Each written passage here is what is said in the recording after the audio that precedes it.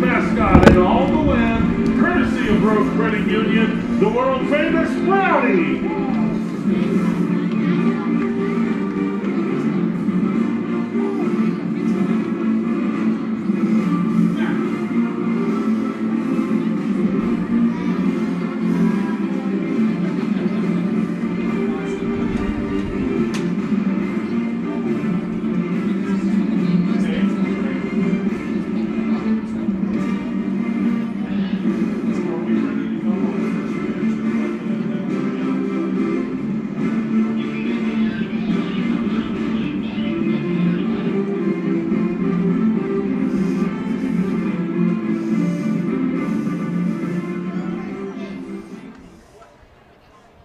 Ladies and gentlemen, it is time to present the starting lineup from our visitors, the Alaska Goldpanners, as announced by head coach Brett Lashman. Leading off in center field from College of San Mateo, number 10, Carl Peters. Batting second from Cal State Dominguez Hills, number 7, Eric Smelko.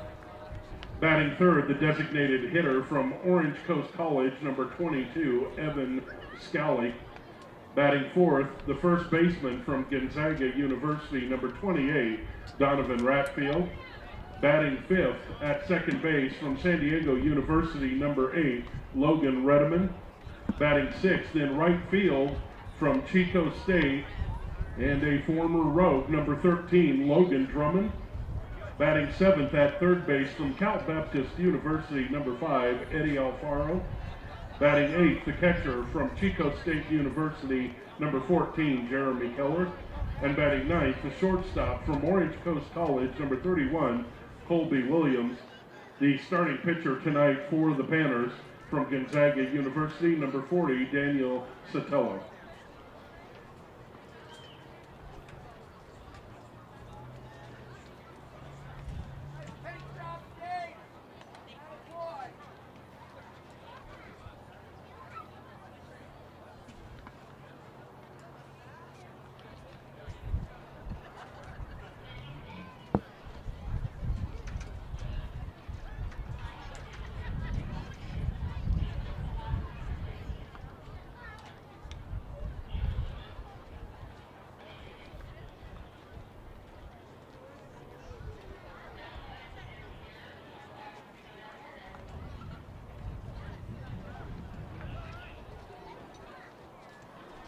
Ladies and gentlemen, please turn your attention to the field and the pitcher's mound for tonight's ceremonial first pitch.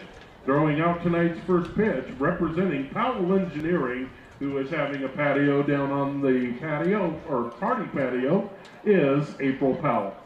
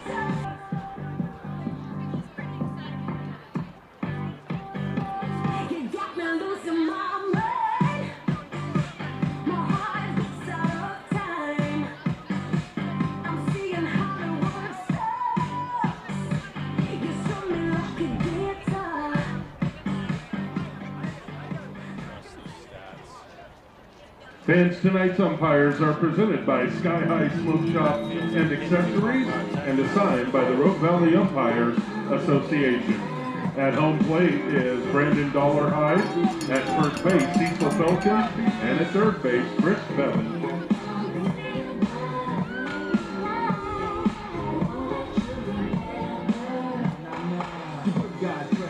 Remember that, just in case we ever face to face and make contact. The title held by me, that might be. He's what you think you saw, you did not see.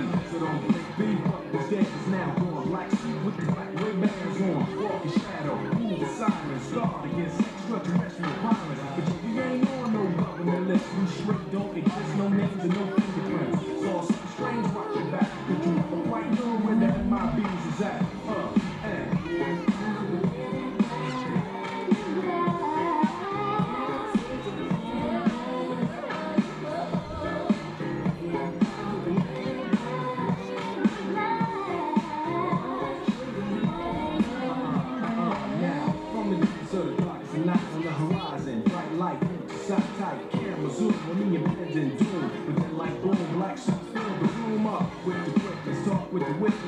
Hypnotize up, normalize up, vivid memories, turn to fantasies. Ain't no MIBs, can I be? Do what we say, that's the way we kick it. You know what I mean? With some noise, you can get wicked on you. We're your first, last, and only line of defense against the worst scum of the universe. So don't fear us, cheer us. You ever be near us, don't jeer us. We feel us, MIBs, freezing up all flag. Yes, there's more men in black, and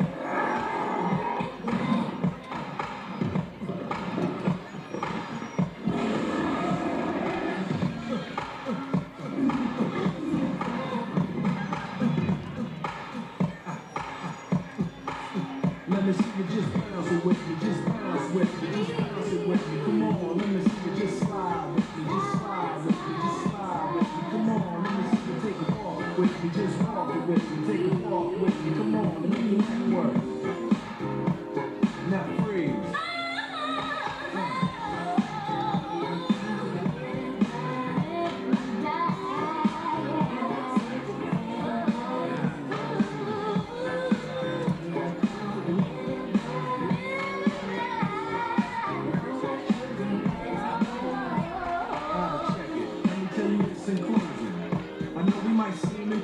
But trust me, we ever show in your section. Believe me, it's for your own protection. Cause we see things that you need not see. And we be places that you need not be. So go with your life, forget the Roswell crap. Show up to the black suit. Cause that's the man in, that's the man in.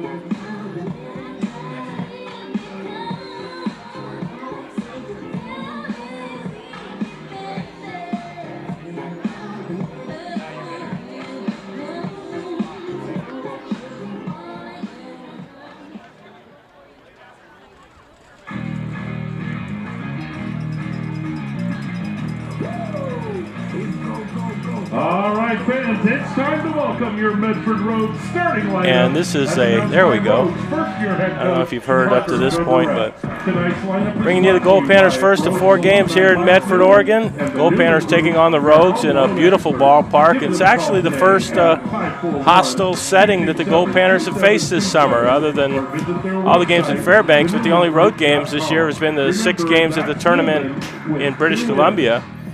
And that isn't a crowd that's, you know, completely rooting for the opposite team or the home team. But it's a great crowd coming in here. Like I said, it's a beautiful ballpark here in Medford. It's hot. It's 86 degrees and not a cloud in the side. So it should be good. The Goldpanners have been hot, to say the least. When they got back from British Columbia, the Goldpanners had played 17 games and have gone 16-1 in those games. It's just one loss to the Pro-Am All-Stars that filled in for the team that I'm not even going to say their name, that didn't show up from North Carolina. So the Panners have had their way of it since they got back. A very good series, all close games. against the Seattle Blackfins. Wins of 8-7, 2-1, and 8-6. Very strong series against the California Halos, which were next. The Panners swept that series, all 5 games. Took 3 out of 4 from the All-Stars, and then finished the Fairbanks homestand with a 4-game sweep of the San Francisco Seals. So Daniel Sotelo will make the start for the Panners tonight, a left-hander from Phoenix University who's now committed and will head to Gonzaga here in the fall. Sotelo 4-1 on the season. As we said, had a little difficult start against the Seals in that game, but then the Goldpanners, after trailing at 5-1, came back and won that game 9-5 in just 7 innings. As 2 of those games were held to 7 innings against the San Francisco Seals because of the lack of pitching. We're gonna. Should we stay here, Chris, or with the anthem? The national anthem is performed We're by gonna Michael Williams. have tonight's national anthem.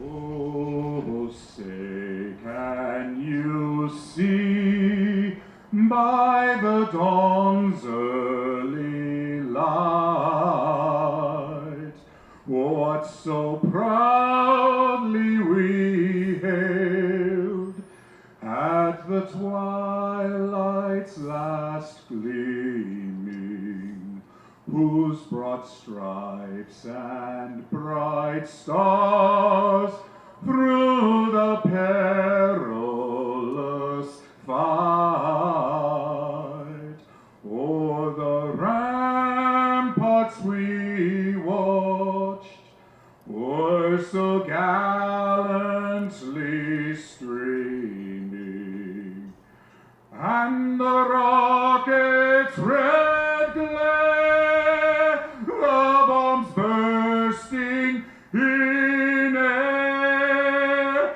gave proof through the night that our flag was still there.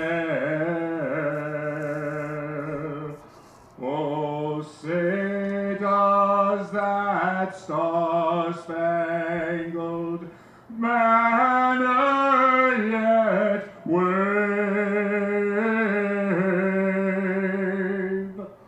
o'er the land of the free and the home of the brave.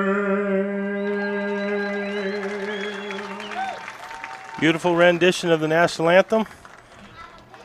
And the Goldpanners on the road will hit first. They haven't done that in a while. They'll do it tonight. As we said, the last long homestand from the Goldpanners that they just finished 31-7 on the season. Very similar to the Medford Rogues here in that, with lots of home games, very strong winning percentage, an independent team.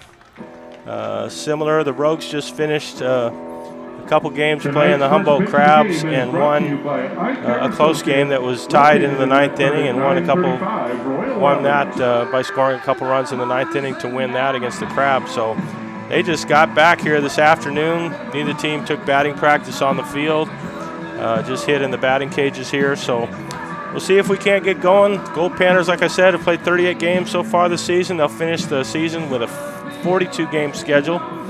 They were 15-6 after the tournament in Grand Forks, 12-3 when they left Fairbanks initially. So it's been a very good summer. A lot of injuries. I'd say half the team has turned over. 2 new players on the team that have joined the Goldpanners, as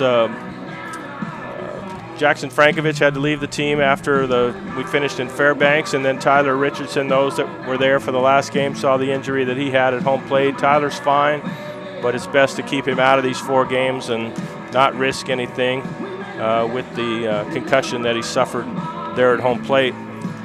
So the Goldpanners have another player from Chico State to join Garrett Erickson and Logan Drummond here in the lineup. Catcher Jeremy Keller has joined the team and is joined the catching tonight because really Donovan Ratfield is the only other catcher that the Goldpanners have, and Ratfield is being asked to play first base tonight. So And then pitcher Ethan Lay from Chico State, the two of them drove up and joined the team yesterday when we flew down from Fairbanks. So, leading off the top of the first inning for the starting pitcher for the Medford Medford, as we're about to get underway here, David Andrus from University of Pacific, also referred to as UOP. In Stockton, California, the Goldpanners have had quite a few players from UOP over the years. So Andrus will face Carl Peters to start things off for the Goldpanners. Peters has had a really good summer out of the College of San Mateo, bats from the right-hand side. And Andrus, a left-hander, like a tall, lanky left-hander. A lot of the players are going without batting sleeves here tonight because of how warm it is, and it's just a gorgeous night here for baseball, and it's going to be a good crowd. It looks to be at least 750 that are going to pile in here tonight. First pitch to Peters is up and away for ball one. 6:36. It is 89 degrees at Harry and David Field. Smelko and Scally will follow Peters in the Goldpanners lineup. Andrus' second offering is way outside and makes its way all the way to the screen, and it's ball two. Been kind enough, very hospitable atmosphere here in Menlo, the way they take care of us since we've been in town. And Peters hits the next pitch fair down the left field line. It kicks off the screen. I'm not sure if he's going to be able to make it. No, he heads back toward first. So the left field screen, that wall that basically makes its way from the dugout to the left field foul pole, once it gets past the dugout a ways, it kind of juts out. And Peters hit it right down the line, and it hit the fence and carried him to the left fielder.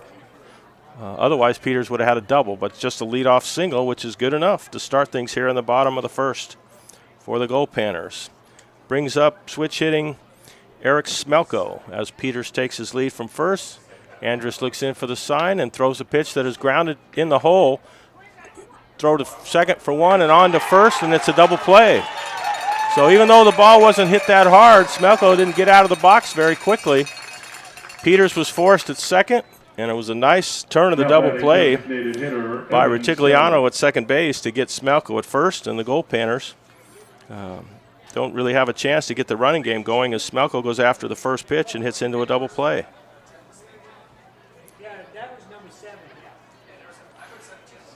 So after the leadoff single, two are out now as the Goldpanners number 3 hitter Evan Scally steps in against Andrus, who starts him off with a slow curve that catches the inside corner for strike one.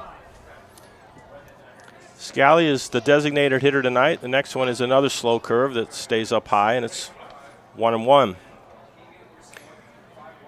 Scally hitting over 300 for the Panners this summer since joining the team in Grand Forks, as we've said, out of Orange Coast. Next pitch is low and outside in the dirt by Andrus. So had some control difficulties initially with Peters with 2-0, but then the Goldpanners swung at the next two pitches, so now he's got a 2-1 count on Scally. Donovan Ratfield, Goldpanners first baseman tonight, is on deck. Andrus, another slow curve that just misses, must have been low, and it's 3-1. It looked like a pretty good pitch. A lot of groans from the crowd here.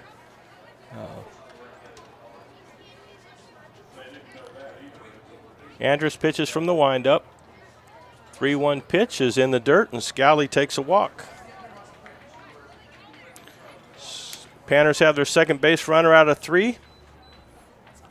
Brings up Ratfield, as we said. Ratfield has had the best summer at the plate of any of the Goldpanners.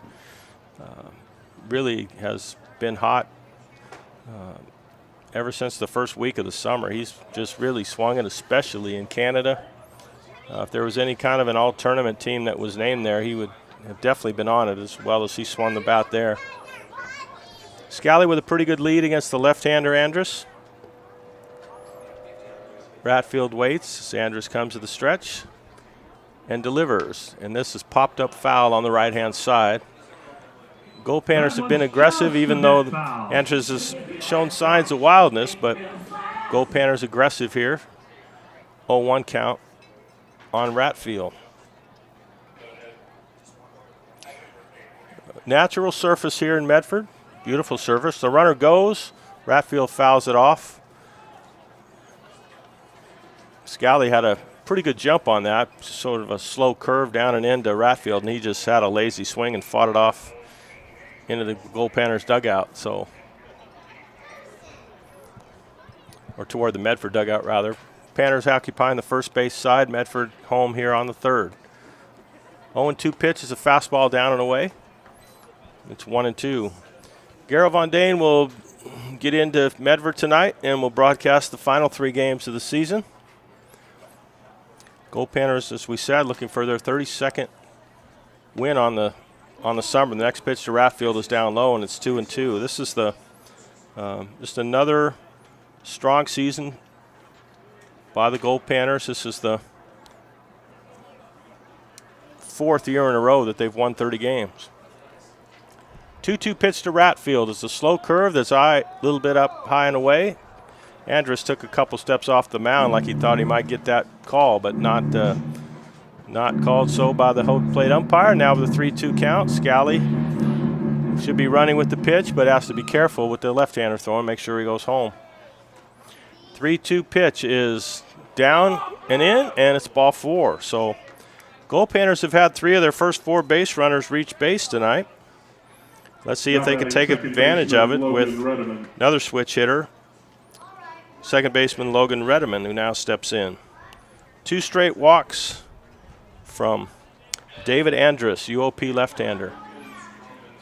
Has 2 on, 2 out here to start the game in the top of the first. Runners take their leads. Andrus delivers to Redmond, and it's down in the dirt. Catcher Osborne is trying to find it. He finally does. Scally thought about moving up to third, but the ball didn't get away from Osborne at all. He was just trying to locate it. Just underway here, 2 out, top of the first. Panners have 2 on. Do have 1 hit, the leadoff single from Peters. See if the Goldpanners can capitalize. Center fielder Deshaun Thomas is pulled into just a little bit toward the left side of center field. Next pitch to Redmond is a fastball that's down low, and it's 2-0. Home plate umpire getting a little heat from the home crowd on that one.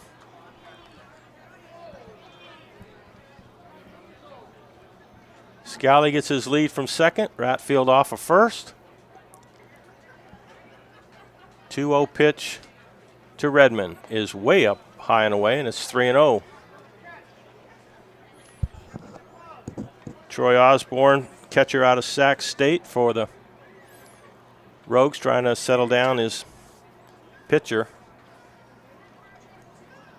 See if we can pull up the stats, but I imagine Osborne is maybe new. It's a player. They picked up a couple new players, as the Goldpanners have too.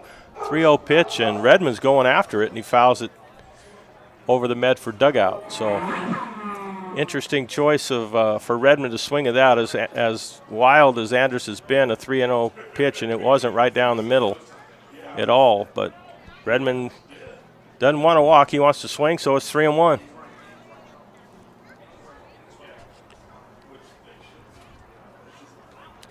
Runners lead again. 3-0 pitch to Redmond is lined down the left field line, and it's in for a base hit. Scally will come in to score. The left fielder has a little trouble with it, so Ratfield's going to be able to get into third.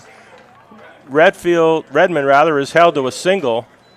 Nice hit by Redmond. Line drive right over the third baseman's head. The right fielder and the Goldpanners have an early lead here in the top half of the first inning.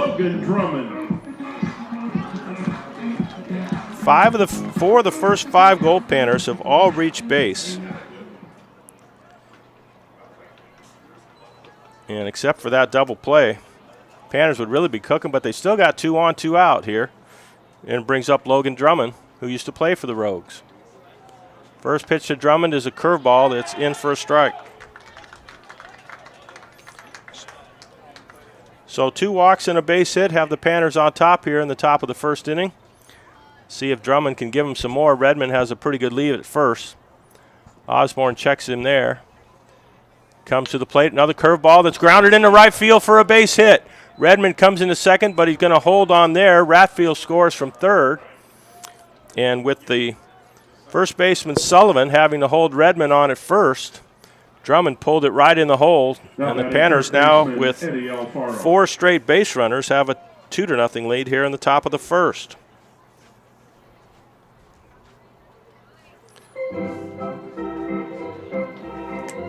That'll bring up Eddie Alfaro, Goldpanners infielder and pitcher, who has had a very good summer. Got off to a rough start swinging the bat, as he didn't play a lot position-wise at the beginning of the summer. But, boy, then he got hot when the Panners were in British Columbia, and he's really stayed hot. He's really done very well at the plate here in the second half. Redmond and Drummond take their leads. Osborne throws to Alfaro, who swings and misses for strike 1. Newcomer Jeremy Keller awaits on deck. Alfaro, the seventh hitter for the Panners here in the first. They've had a good time getting on base. Next pitch to Alfaro is way outside, and on a hop, Osborne has to run it down to keep the runners from moving up.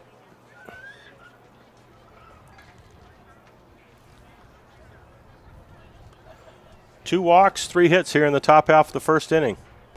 Alfaro with a 1-1 count. Waits the pitch, and it's a slow curve that's inside, and it's 2-1. It's a good job by Alfaro staying off that pitch. It was right over the inside corner, but then it just kept breaking in toward him, and he laid off it, and it's 2-1.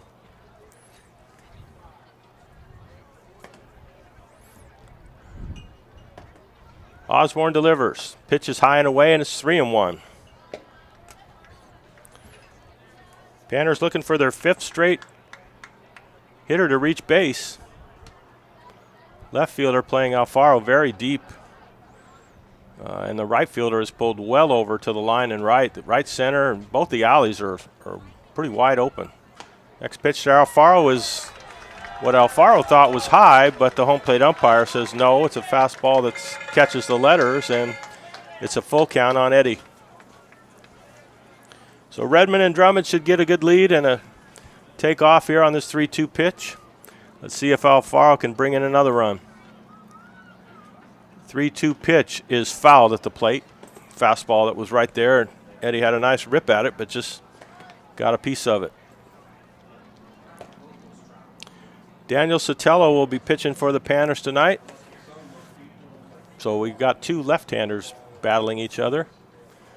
It's a beautiful park, some very large, nice signs at their 2-tiered levels. Got the signs along the fence as we do at Groudon, but then above that in left center and right field there's even more signs.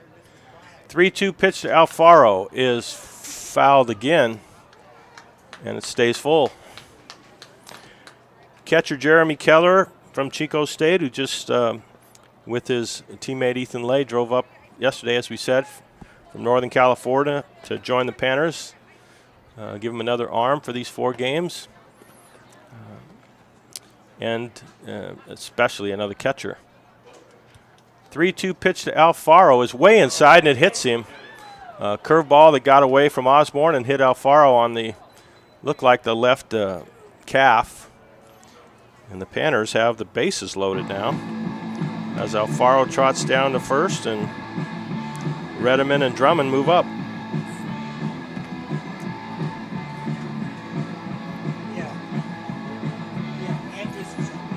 So Jeremy Keller is a catcher, as there's a conference on the mound.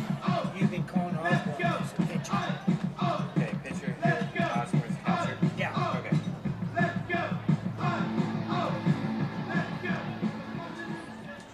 So Keller steps in. The conference is over. Now batting the catcher, Jeremy Keller. And I think I've been referring to the Rogues pitcher as Osborne a lot. That's the name of the catcher, Troy Osborne. David Andrus, pitcher for Medford. Bases now loaded, and the first pitch is a fastball up high that Keller goes after and swings right through, and it's 0-1. Bases full of Goldpanners. 2 runs in here, top of the first. Panners trying to get some more. Andrus comes set and throws a fastball that's way up and away. Count is even. Alfaro at first, Drummond at second, Redmond at third. Infield plays back. Third baseman is way on the line at third. Next pitch is way up and away, and it's 2-1. So Andrus having control difficulties here, has already walked 2 and hit a batter here in the first inning and given up 3 hits. Just retired 1 hitter, but that double play helped him out a bunch. Banners could really have a big first inning with another hit here. 2-1 count to Keller. Another ball way up and away, and it gets away from the catcher. Here comes Redmond from third, and he will score. And I think they're going to rule out a pass ball. It was just pretty far up and away, but it got in the catcher's glove. He just couldn't hold on to it. So the pass ball will bring home Redmond.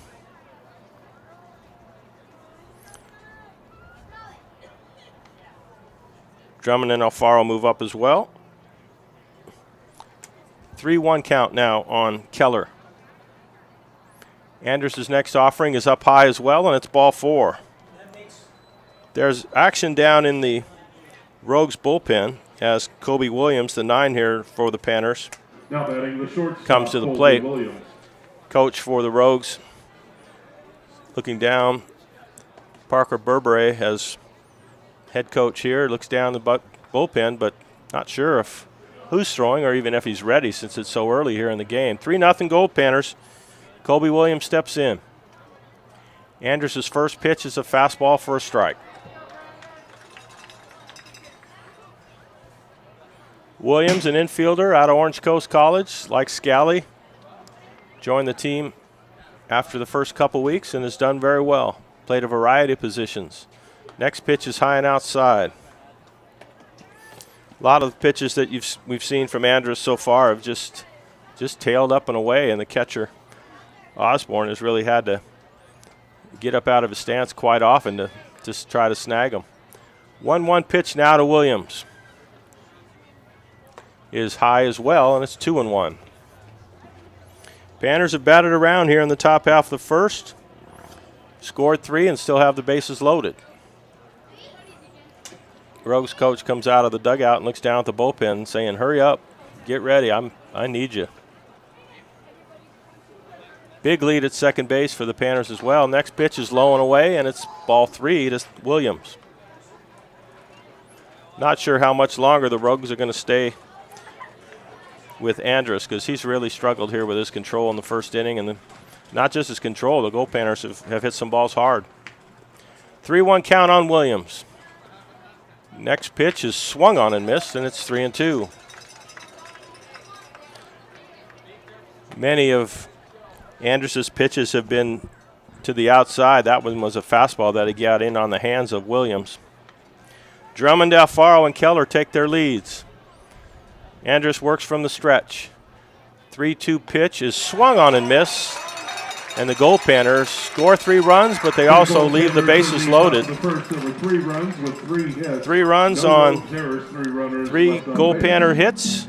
There were no errors. Goldpanners strand 3. Go to the bottom of the first. Panners on top, 3-0.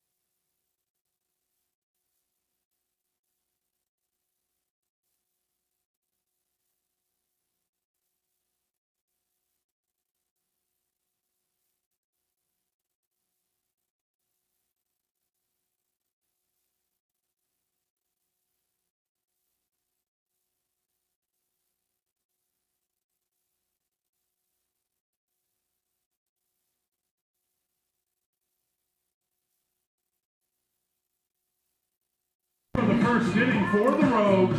Start the bottom half of the first inning. Goldpanners left-hander Daniel Sotelo, bound for Gonzaga University, as is first baseman Donovan Ratfield. We'll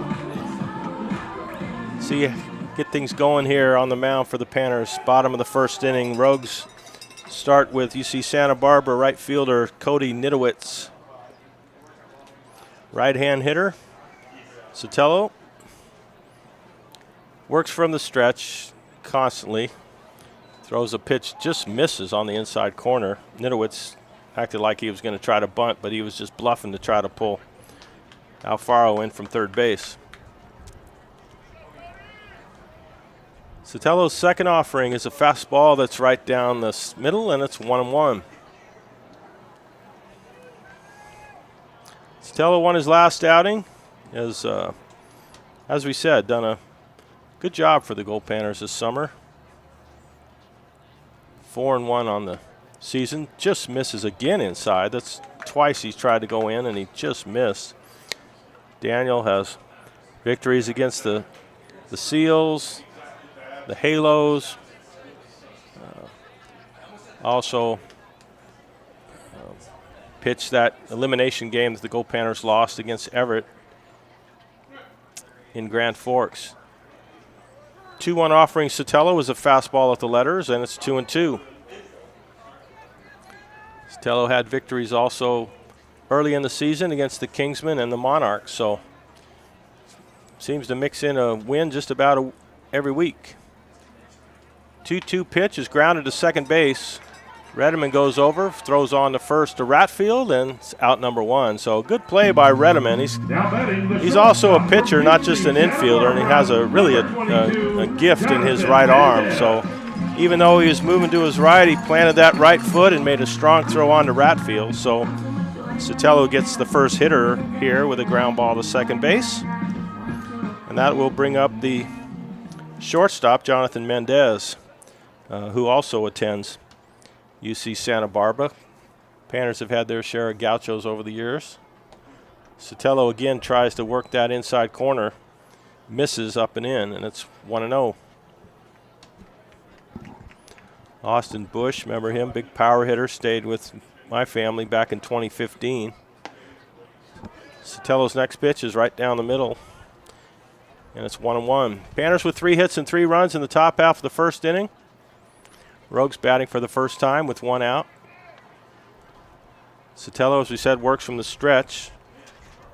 Carl Peters just shades a little over in right center, in center field.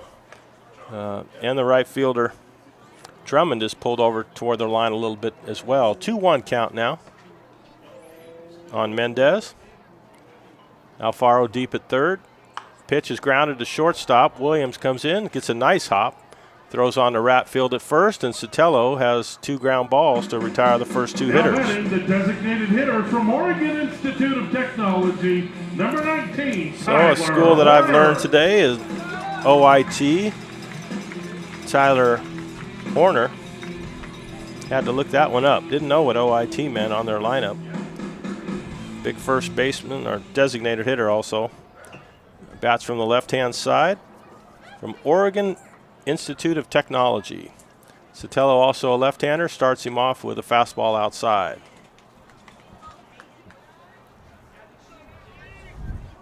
See what we can find out about Horner, 6'2", 205, from Klamath Falls, Oregon. Sotelo's next pitch is a fastball, swung on and missed. Daniel reached back, had some pretty good velocity on that pitch. 1-1 count. Goldpanners looking to have a 1-2-3 inning here in the bottom of the first. Sotelo's next pitch is a slider that's out right on the outside corner. Horner goes after it and swings through it, and it's 1-2. Beautiful natural grass here. This ballpark, pretty good breeze blowing, but it makes it much more comfortable out here considering the heat. Next pitch is way outside and in the dirt. I'm not sure that even cleared the baseline with that pitch, because just Sotelo, like most pitchers, it's all about their command and their control. Throws a variety of pitches, and when he's especially spotting his fastball, can be very effective. 2-2 count now on Horner. Pitch is up and in, and it hits him. Horner on the plate pretty good. Sotelo tried to go inside, and Horner didn't move. Sotelo tried to get the ball in on hands, but it just a little too much. And a two-out base runner here for the Rogues. Brings up third baseman Aaron Doherty out of Lynn Benton, which is a small school here in the Northwest. Horner at first, not sure if he's a much to steal, big first baseman DH, so Sotelo starts off Doherty with a fastball outside, ball one. Panners looking for their 32nd win. Been very hot of late. Next pitch is grounded foul at the plate. The Panners, as we said, have won 16 out of 17. And after the loss on the 17th, have won 7 straight.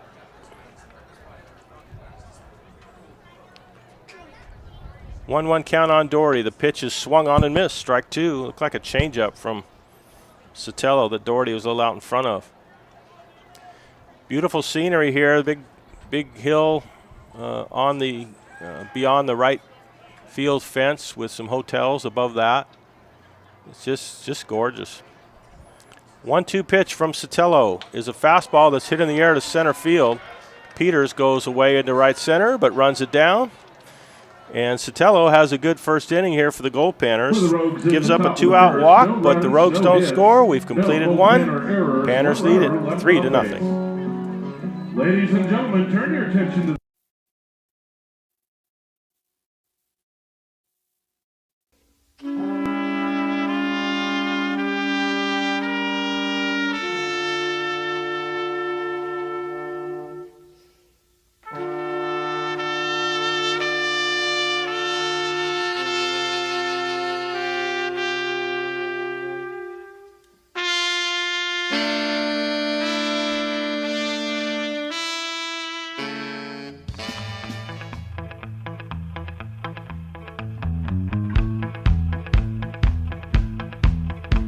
I was walking on the street on a sunny day. Hubba, hubba, hubba, hubba, hubba. A feeling in my bones says I have my way. Hubba, hubba, hubba, hubba, hubba. Oh, I'm a happy boy. Oh, I'm a happy boy. Oh, ain't it good when things are going your way? Hey, hey. My little dog Spot got hit by a car. Hubba, hubba, hubba, hubba, hubba.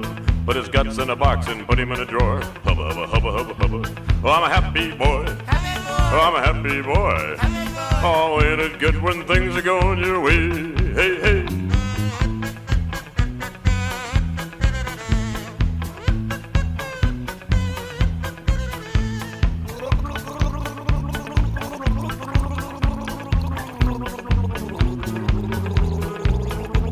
I forgot all about it for a month and a half. Hubba, hubba, hubba, hubba, hubba.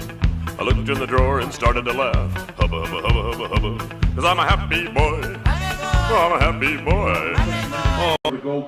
John Lorky back with you from Medford, Oregon, where the Panners taking on the Medford Rogues. Not sure if these two teams have met before or not. I'm sure Garrow can be a little bit more exact about that when he gets to the mic tomorrow night. But teams have both been around a while. Rogues starter David Andrus is still on the mound as we start the top half of the second inning, and he'll face Carl Peters, who started off the game with a base hit, and it's 1-0. Next pitch is swung on and missed, a fastball that's on the outside corner, and it's 1-1.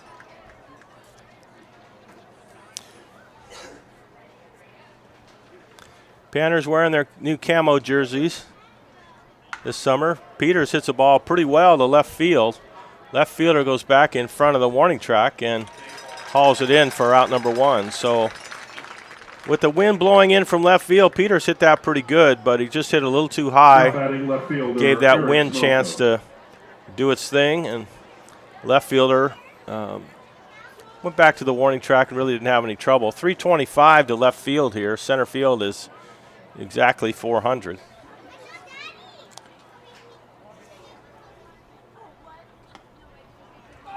So 1 out now, and Smelko, who hit into that double play in the top of the first, takes the first pitch for a strike. Smelko, switch hitter, hits one into the air in right center field. This one's going to go a long ways, and I think he made a catch. That was an incredible catch by Nidowitz in right center field. It looked for sure that Smelko was going to have a double or a triple because he hit that ball a ton, but the right fielder got a great jump on it. And as he headed toward the alley in right center, made a terrific diving catch to rob Smelko of extra bases. I have to give the scorecard an exclamation point on that one.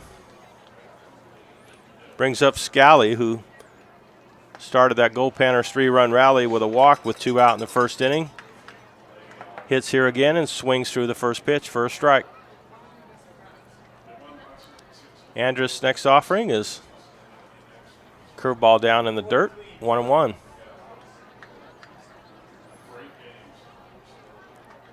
So Scally hits once again with 2 out and nobody on base. See if we can get it started again. Fouls this off over the Rogues dugout on the third base side, and it's 1-2. Scally, one of 3 walks that the Goldpanners picked up in the first inning, as well as a hit batsman. Next pitch is hit in the air to center field. Should be no trouble for Deshaun Thomas out there. High fly ball. He camps under and makes the catch. And the Goldpanners, unlike the first inning, hit 3 fly balls, all outs to the 3 outfielders here. We've completed an inning and a half, and the Goldpanners on top, 3-0.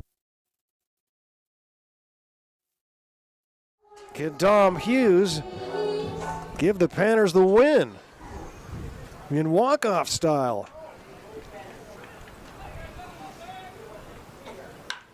Smoke down the right field side, and it's a base hit, and Dominic Hughes drives in the game-winning run in the bottom of the 7th inning, and the improbable comeback victory in the bottom of the 7th inning for the Goldpanners gives them their first win of the season.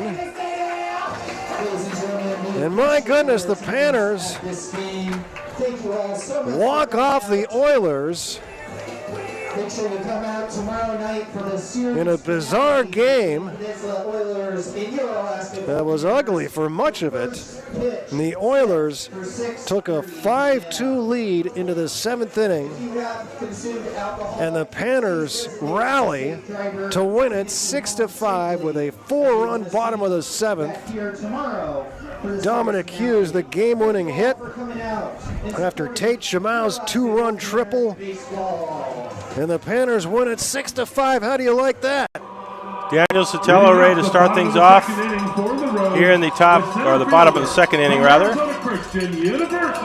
So used to see the Goldpanners when they're out pitching being at the top of an inning, but like I said, first time we've been on the road with a hostile environment, just the 6 games at the tournament in British Columbia, and Goldpanners have had very few road games this year.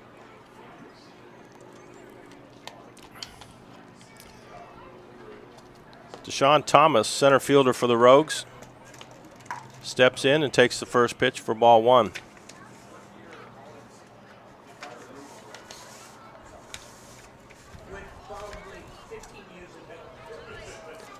Sotelo's next pitch is hit in the air to right field. Drummond comes in and dives and can't make the catch. Just a little looper over the second baseman's head. Drummond had a long way to go, made a nice dive, had it in his glove, but as he hit the ground, didn't stick.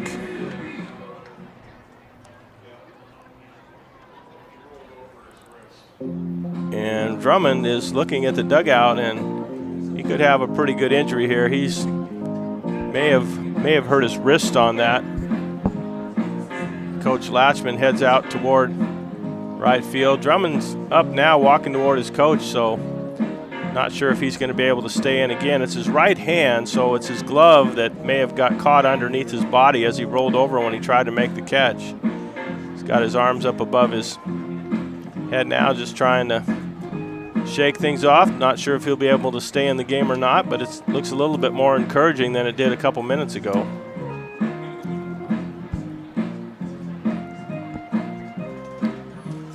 So the Rogues, as we said, is having a very, very good summer. Have a 32-11 record. Have a 4.5 ERA. But their hitting is definitely a strong suit with a 3.22 average. So Drummond's going to stay in the game. The first baseman from Lynn Benton Community College. And Deshaun Thomas is on first base with a Texas League single. Rogues had a trainer go out there and look at Drummond as well as he and Coach Latchman make their way back to the dugout. So Sotelo gives up his first hit, and he'll now face first baseman Spencer Sullivan. Thomas with a lead. First pitch from Sotelo is just a little high. Goldpanners double play depth. Ratfield holds on Thomas at first. Sotelo works on Sullivan. Comes to the plate, a fastball that's down and in, and it's ball 2. So the first hit for the Rogues comes here to start the bottom of the second. Panners have a 3-0 lead right now. Sotelo checks the runners. Thomas does not go. The pitch is a fastball that must have been just a little outside. Looked like that's where Keller set up. Sotelo threw it right there. The umpire says no, it's outside. It's 3-0. Sotelo's next offering is right down the middle, 3-1. Sotelo has had some control issues throughout the summer. Tends to walk a hitter about every 2 innings. But when he's got his control right, he can be very effective. 3-1 count now on Sullivan.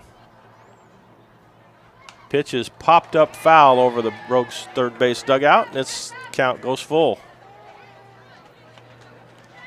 Around the infield, Alfaro at third, Williams at short, Redmond at second, Ratfield holding on Thomas at first. Newcomer Keller, Jeremy Keller, doing the catching for the Panners tonight. Sotelo delivers 3-2, and it's grounded foul over the Goldpanners dugout on the first base side.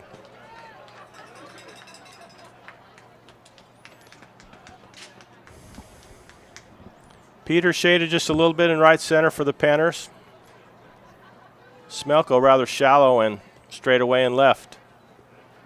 Sotelo's 3-2 pitch is a fastball that's down low, and it's ball 4. So 2 base runners for the Rogues here to start the second inning. University and Grants Pass High School, number 40, Troy Osborne.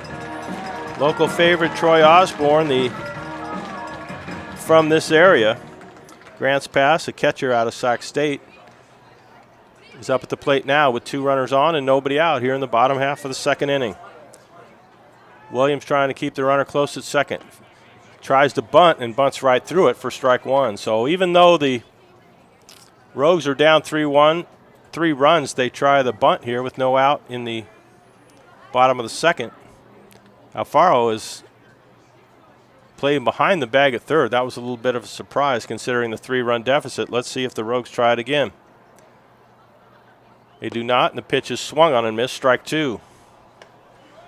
Be a good time for another double play for the Panners. They've turned a bunch of them this summer, especially with Redmond at second base. Most of those were with Ty Barango at shortstop, but he's headed back so he can get started at his new school, Coastal Carolina. Next pitch is outside from Sotelo, and it's 1-2. Osborne, the 7-hitter for the Medford Rogues. Frankie Rutigliano, the second baseman, is on deck. Ratfield now plays behind the runner at first. Sotelo checks Thomas at second. Delivers a ball that's grounded up the middle. Williams makes a nice stop, tries to beat the runner to the bag, and he just does. He and Redmond were crossing each other, and that was a tough play from Williams as all his momentum is taking him past the bag, and he slowed himself down just enough to touch the second base with his right foot as Sullivan was coming in. And I'll tell you, that call could have gone either way. Thomas makes his way over to third, and Osborne is now on at first. Sotelo's first pitch to Rutigliano was fouled on the ground past the Rogues dugout. Runners at the corners, one out, bottom of the second. Panners up 3-0. Rogues trying to put a little dent into that. Short lead from Osborne at first. He's a catcher, so don't expect him to be going anywhere. Sotelo's next offering is down and away, but Rutigliano liked it, went after it, and swung right through it, and it's 0-2. As we said, beautiful ballpark here, great crowd. Sun shining, high 80s, just 84 now, but boy, it's just so comfortable out here. It's 84, but just enough breeze going on. It's just gorgeous. 0-2 count to Rutigliano. Sotelo trying to work his way out of a jam here in the second. Next pitch is a slow curve that's grounded foul, passed over by the third base coaching box. I think that's the head coach there with a large straw hat on, just trying to stay cool in the heat. I think Cole Phillip kind of one-upped him when we were at home on that last trip with a helmet over his cowboy hat. 0-2 pitch from Sotelo is swung on and missed. Strike three. A good fastball that Rutigliano went after, real similar to the second strike. The left fielder from Bushdale University. Sotelo goes to the heat to get his first strikeout here. Caleb Richter. And now there's two out and runners at the corners, and Sotelo will face left-hand hitting left fielder Caleb Richter as the wind makes his way. You may be able to hear that on the field mic as the wind whistles through the press box here.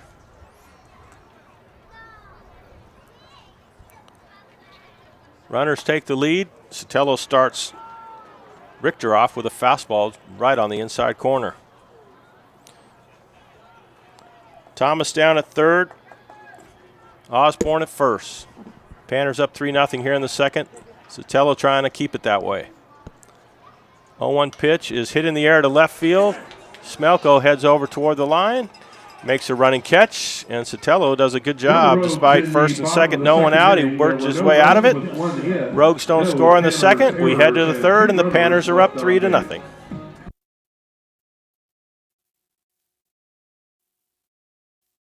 Goldpanners get their first win of the year. And they look to clinch the series tomorrow night against the Oilers in another 7-inning game right here at 6:30 tomorrow night. And now he's going to try for third. Here comes the throw, and it's there and out at third base is Payton for the second out of the inning.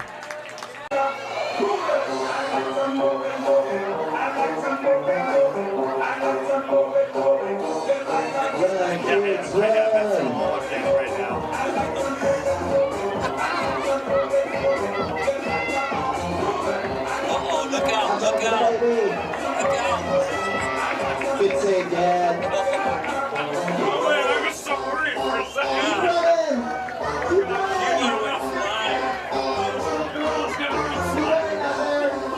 Oh, the wrong line for big boots.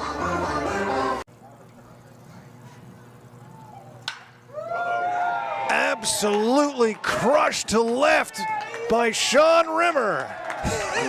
You're welcome. The rim shot onto 2nd Avenue gives the Goldpanners a 3-2 lead. And absolutely no doubt when that one came off the bat. By number 22, Sean Rimmer.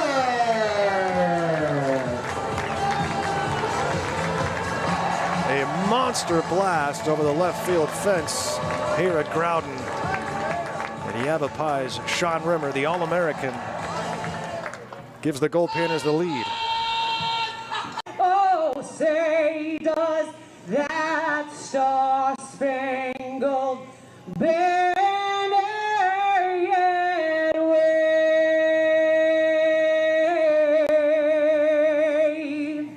o'er the land of the free?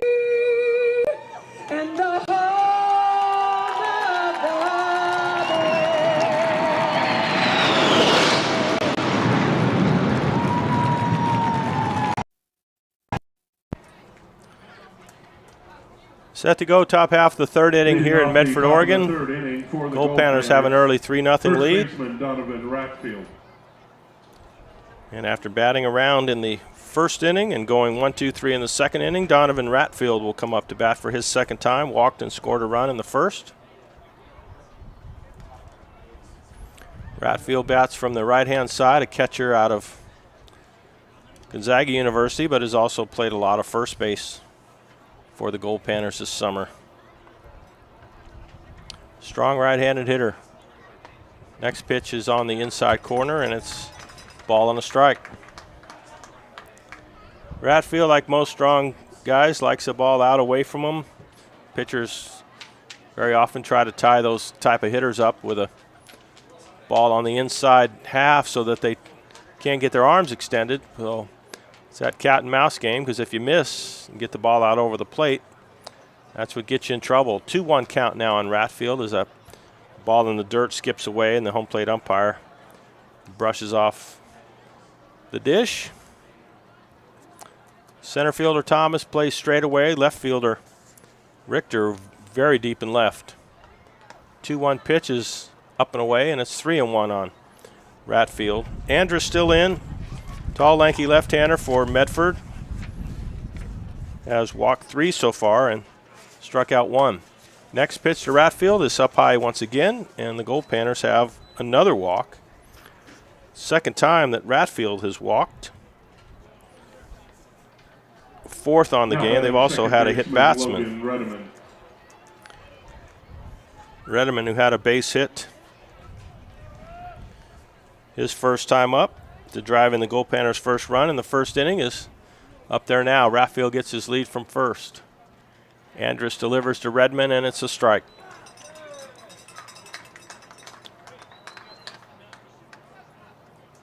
Rogues wearing their green lettering on their black jerseys tonight with white pants. Goldpanners with their gray pants and camo jerseys. Next pitch to Redmond just misses outside, and it's 1-1. Panners out hitting the Rogues 3-1 and lead it 3-0 here. Carlos Gonzalez, who's virtually up against the fence in left field, so Redmond doesn't hit a line drive at him. He can't stop him from doing it. He just wants to get out of the way. Next pitch is inside. Catcher double clutches and isn't going to be able to throw out Ratfield, who steals second base. Osborne couldn't get the ball out of his mitt. Ball was inside to Redmond. So stolen base for Ratfield, and despite being a catcher, he does his share of running. He likes to get going. 2-1 count now on Redmond. Pitch is grounded to shortstop. Ratfield's going to go to third anyway. Throw on to first is in time as Mendez throws out Redmond. And I guess the rule on that, if your runner is at second and a ball is hit to toward the shortstop, if you can make the ball go behind you when you're running, then the chances are you pretty good that you can make it to third base. If there's any way the ball is in front of you, you're just not going to be able to make it to third. So Ratfield at third now with 1 out as Redmond is thrown out, and that brings up Logan Drummond, who singled his first time. Looks like the Goldpanners might be making a change. Is this Garcia?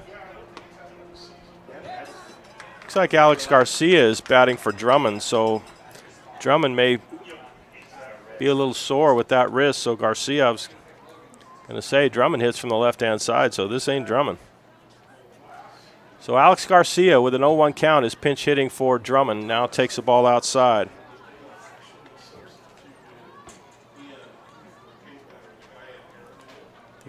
Did they get the change?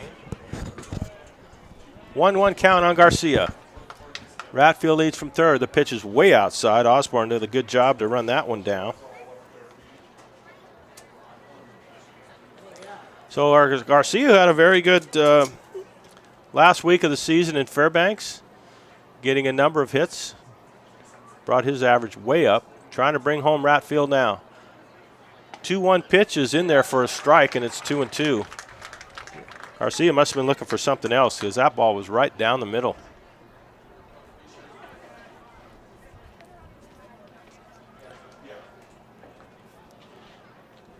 So Andrus works from the stretch, so Ratfield has to stay pretty close to third. Garcia hits the ball into short center field, and the center fielder comes on and makes the catch. Thomas does. Ratfield not going to be able to go anywhere from third. And Garcia, it's a lazy fly ball to center field for out number 2. Eddie Alfaro. That'll bring up Alfaro, who on a 3-2 count was hit by a pitch his first time in the first inning. Goldpanners trying to get that run in from third, now have 2 out. Ratfield comes down the line. Alfaro hits the ball a ton to center field, but Deshaun goes back. Thomas and makes the catch in front of the warning track. Garcia hit it good, but Thomas runs it down in center. Goldpanners strand a runner at third. Don't score here in the top of the third. We've completed 2.5. Panners up 3-0.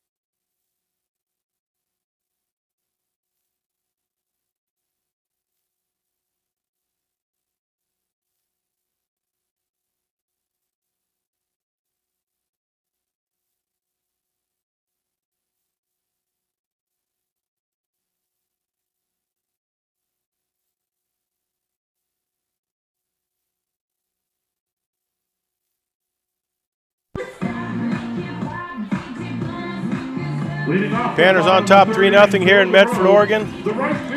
Final 4-game series of the season. These two teams have both had strong summers, with each going over 30 wins, and let's see who gets the best of each other here as these next 4 days. Top of the order now for Medford as Cody Nidowitz tries to bunt his way on and fouls it off on pitch number 1. Sotelo has worked 2 scoreless innings so far, has given up 1 hit and 1 walk. Those both came in the second inning. He's also hit a batter. Nidowitz, as we said, from Santa Barbara, bats from the right-hand side. Sotelo's next pitch is a fastball down and inside, 1-1. So Garcia now maybe in left field. I have to see where he came in, as looks like Smelko is now in right field. Can't tell, Chris, is that Garcia in left field? Is that? So Garcia's gone to left, Smelko moves over to right. 2-1 count now as Sotelo delivers to Nidowitz, and it's on the outside corner, and it's 2-2. So we'll do a little scorebook work here. Garcia in left field in the bottom of the third, and Smelko in right field in the bottom of the third.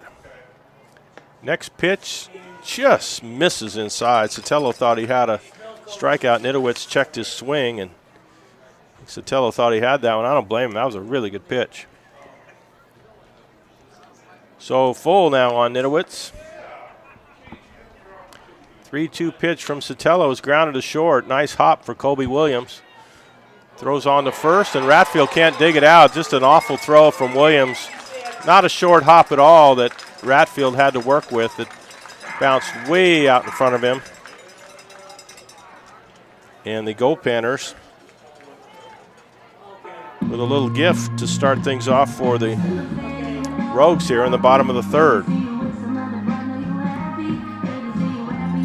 That'll bring up the shortstop, Jonathan Mendez, who grounded out to Williams his first time. Jonathan Mendez.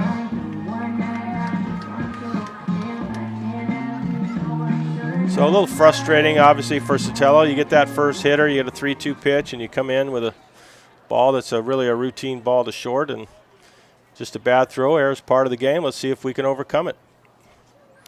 Nidowitz with a pretty good lead at second base. Sotelo's first pitch to Mendez is outside, ball 1. Not a cloud in the sky here. Absolutely beautiful, and I think it's going to stay that way while we're here. 4-game set. Ends on Sunday, and then all the Goldpanners will make their way home on Monday. Pitch inside to Mendez, and it's ball 2. Let's see if Sotelo can gather himself and not let that error bother him.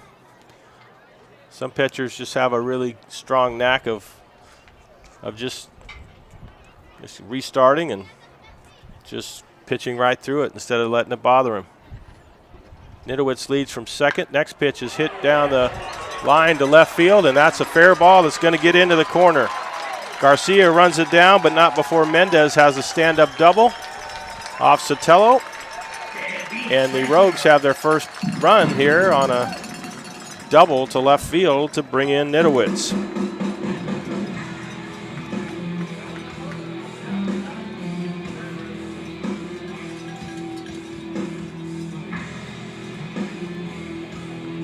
So the Rogues have their second hit. Panners have 3. Now batting the designated hitter, Tyler Horner. Now it's a 3-1 game. As Mendez and Nidowitz change places. And once again, the Rogues have a runner second, nobody out. Left-hand hitting Tyler Horner, the DH for the Rogues, is up now. Williams sneaks in behind Mendez to try to hold him at second. Sotelo's curveball catches the inside corner for strike 1.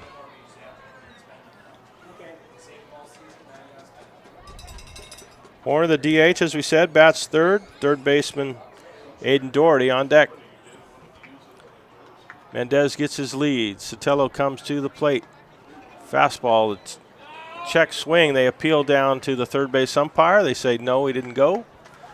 And it's 1-1. Sotelo tried to run that fastball in on Horner's hands and did a good job of it, and Horner just barely held back.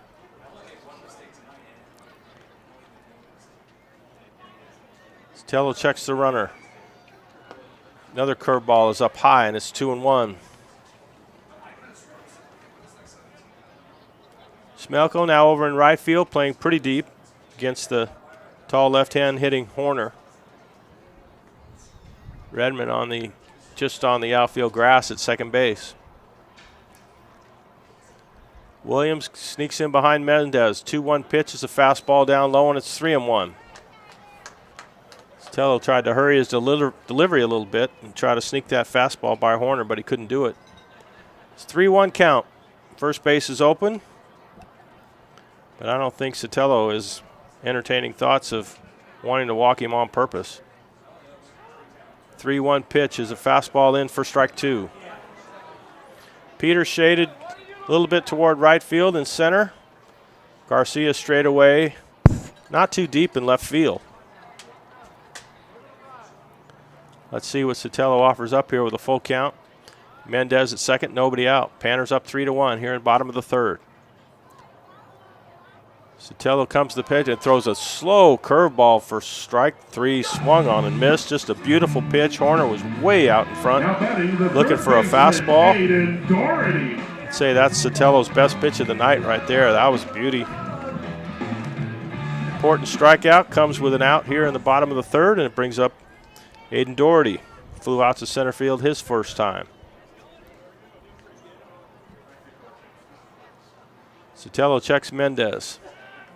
Reverse leg kick, but Mendez isn't going anywhere. Now Redelman will be asked to try to keep Mendez close to second base from his second base position, as Williams, with the right-hand hitter, has to shade more toward his natural area at short.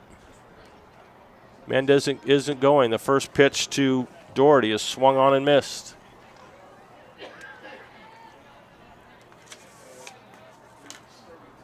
Doherty, a 6'1", 200-pound outfielder, as we said, out of Lynn Benton Community College here.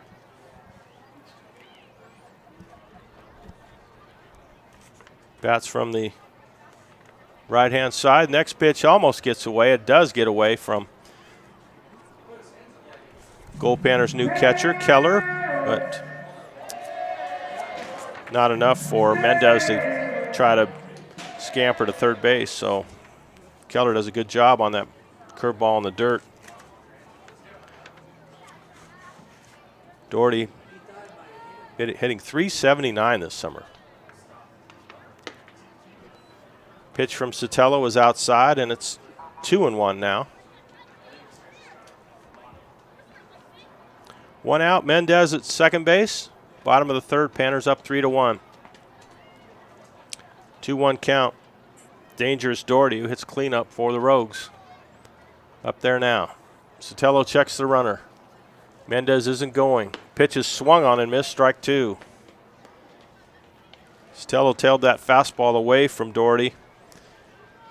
Looked like it started off right about over the outside corner, but then it just kept running away, and Doherty couldn't catch up to it, and it's 2-2.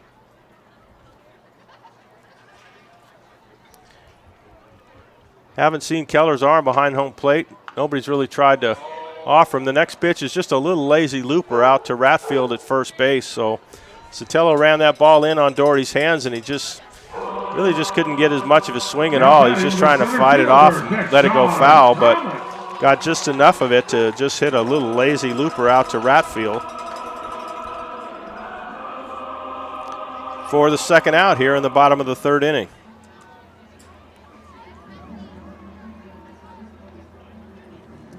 So Mendez still at second after that double to drive in a run that brings up Deshaun Thomas, the center fielder, who singled his first time to start the bottom of the second. Sotelo's first pitch to him is a curveball, lazy curve that just hangs outside for ball one.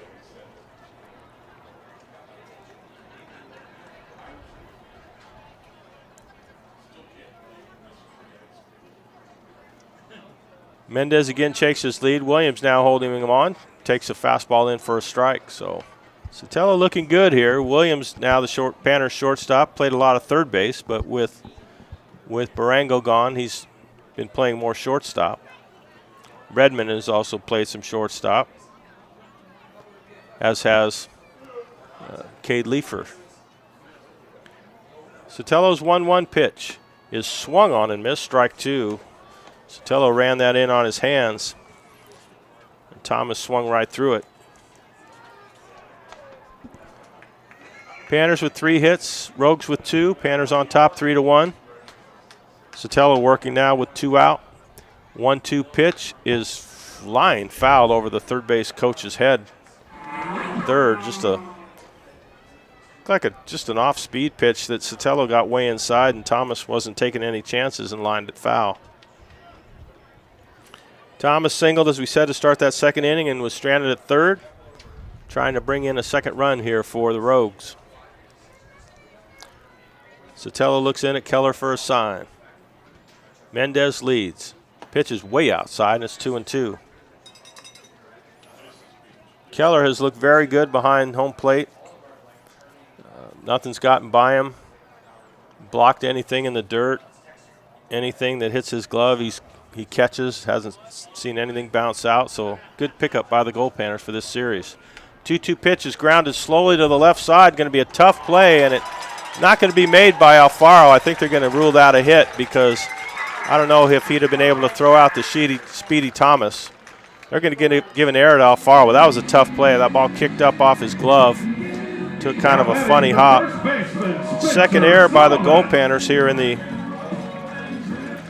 bottom of the third inning, and it's a tough break for Sotelo. Had the routine ground ball to short to start the inning, and now a slow roller to third. Puts another runner on base. Sotelo's going to have to work with 2 on now to get out of this third inning. Rogues have already scored 1, trying to get more. Thomas on base at first. He may try and run with first and third here and 2 out. Sotelo's first pitch is hit by pitch, just a slow pitch on the inside corner, and Sullivan did not try to move to get out of the way of it. And now the bases are full as Sullivan goes down to first. So that'll bring up the catcher, Troy Osborne. Brett Latchman for the Goldpanners quickly makes his way out to the mound to say something to Sotelo. Something that he's seen in his delivery. Daniel has pitched a good inning, and then this just could be one of those cases of trying to settle down a pitcher who may let that 2 errors that the Panners have been given here in the bottom of the third, and I think Latchman just wants to remind Sotelo, just go get this guy, and get another ground ball in the infield, we'll make the play, but keep your composure. Still got 1 out you need here. Get this catcher, Troy Osborne, out, who grounded out to shortstop his first time. That was that slow roller up the middle where Colby Williams made such a nice play to force a runner at second base. Sotelo now works to Osborne, right-hand hitter. First pitch, fastball in for a strike. Osborne, as we said, is Sac State prospect. Just recently joined the team, I believe, not on the normal roster, just added handwritten in at the end. Next pitch is swung on and missed, a slow curve from Sotelo. And Osborne just waved at it, and it's 2 strikes. So Sotelo in command here. Let's see if he can finish it off and keep this a 3-1 game. 0-2 pitch is grounded to short.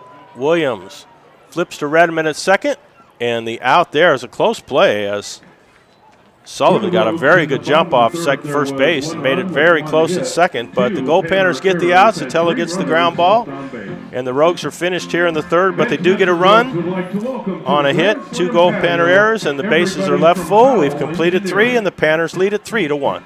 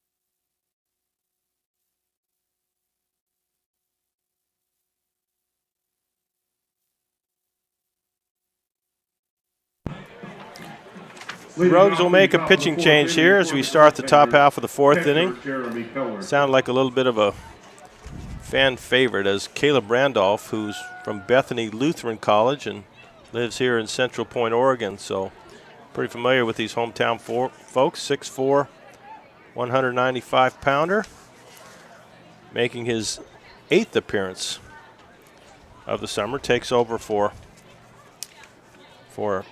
David Andrus, who throws the first 3 innings. So see if the Panners can extend their lead up 3-1 here as we start the top half of the 4th inning. Newcomer Jeremy Keller hits the first pitch he sees on the ground and through the hole into left field for a base hit. So Keller has been on base twice now, joining the team, as we said, just yesterday afternoon, driving up with his teammate from Chico State. Shortstop Colby Williams. Grounds the first pitch to left field, and he's on to get the Panners started here in the top of the 4th. Brings up Colby Williams, Goldpanners shortstop, struck out his first time. Keller takes his lead at first. Against Randolph, pitch is fouled straight back for strike 1.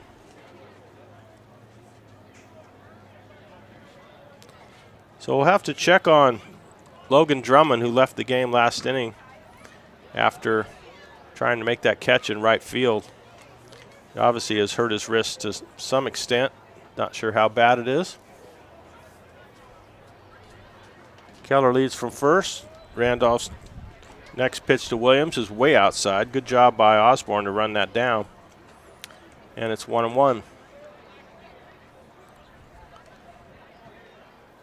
Williams at Orange Coast College. He's done very well for the Goldpanners since filling in for Robert Matei, who was injured in the Midnight Sun game. Williams skies this one way up there, and the second baseman, Rutigliano, makes the catch on the edge of the infield. So Williams had a healthy cut at a slow offering from Randolph, but he just got under it a little bit too much. Hits a high fly in the infield. Will bring up the Goldpanners center fielder, Carl Peters, who has singled and flown out in his 2 appearances so far tonight. A lot of the stands now in the shade, especially on the third base side. A lot of the first base side still dealing with the sun. Randolph throws over to first to try to keep Jeremy Keller close there. Not sure how much speed Keller has. Most catchers don't, but you never know. Peters, who's had a tremendous second half for the Panners, awaits batting right-hander. The first pitch is lined into left center field, and that's going to get down for a base hit. Keller will stop at second. Peters has his second hit of the night in just 3 appearances, and the Panners have runners at first and second and 1 out. Eric Smoko.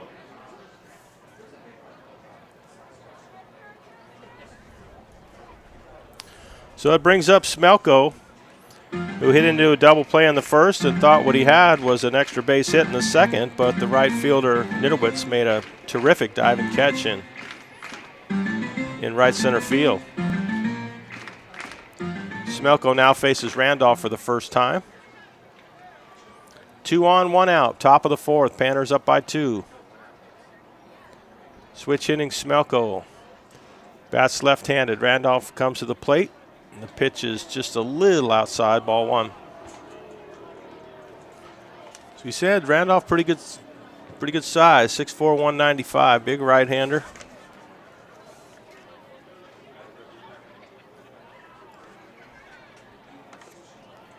Looks in, it's Osborne for the side. This next pitch is way outside, and Osborne has had a pretty acrobatic evening so far behind home plate. He really had to go a ways to run that down. Did a good job keeping that from making its way to the backstop. Randolph has walked 6 in the 11 innings he's had, has struck out 13. 2-0 pitch to Smelko. It's hit into right center field, and no one's going to get this one. Smelko finally has his shot in the alley. Goldpanners might get 2 on this one. As Keller scores, here comes Peters. The throw to the plate is offline, and the Goldpanners have a 2-run, 1-out double from Eric Smelko to take a 5-1 lead. Speedy Peters was able to score all the way from first base, as Smelko, who leads the team in RBIs, gets a couple more, even though he's typically hit at one of the first 2 spots of the order all summer. But Eric, very productive with runners on base, gets his first hit of the night. Panners have a 5-1 lead now. It brings up Evan Scally, the Panners DH. Smelko down at second. Panners now with 6 hits. First pitch to Scally is swung on and missed. Looked like a slow curve in the dirt, and think Scally thought it was a little bit more over the plate than it was because he had a healthy rip and missed it. Scally walked and scored a run in the first. Skied out to center field in the second. Batting for the third time in just 4 innings. 0-1 pitch is fouled off on the left-hand side. That one's just a bit foul. So trained to hear Goldpanners PA announcer Andrew Button on all those foul balls that we get at the ballpark that are sponsored by so many of the businesses, and to have a ball go foul here and not hear anything about it, it's just a little different. It's a little different. The public address announcer said something near the end of it, but not immediately as the ball heads foul, which typically is set at ground. And 1-2 count now on Scally. First baseman Ratfield on deck. Smelko takes his lead. The 1-2 pitch is hit in the air, and that's going to get down for a base hit to center field. Smelko had to wait to make sure the ball got down and wasn't a fly out, and he only makes his way to third. Good cautious base running by Smelko, and the Panners have runners at the corners now with their 7th hit with 1 out here in the 4th. Now batting first baseman Donovan Ratfield. So the Panners have their 4th hit in 5 innings, and 5 hitters rather, against Caleb Randolph here in the top of the 4th. Randolph has not been effective so far. Throw over to first, tries to keep Scally close. As Ratfield steps in. Scally with good speed at first. Let's see if the Panners try to put anything on, but as productive as Ratfield's been, I'd be surprised by that. Ratfield goes after the first pitch from Randolph and fouls it back for strike 1. Panners out hitting the Rogues 7-2, leading 5-1 here in the 4th inning. Hadn't been very often that the Panners have played under lights this summer.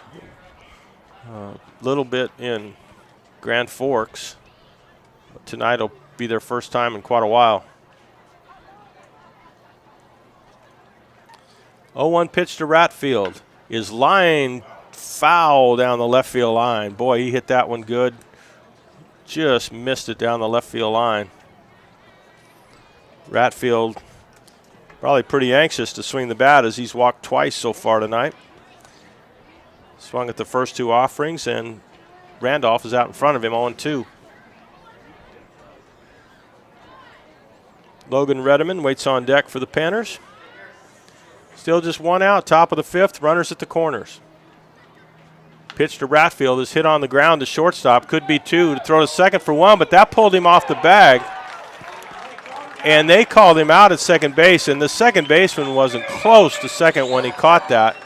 But that's one of those. Carlos Gonzalez is going to go out and talk to him now, but I don't know if he's going to be able to overturn the call, but he wasn't close to second base. But the Rogues get a double play. That's their 2nd. As Ratfield hits into 2, Panners get 2 here in the 4th. We go to the bottom of the 4th. 5-1 Goldpanners. All right, well, this.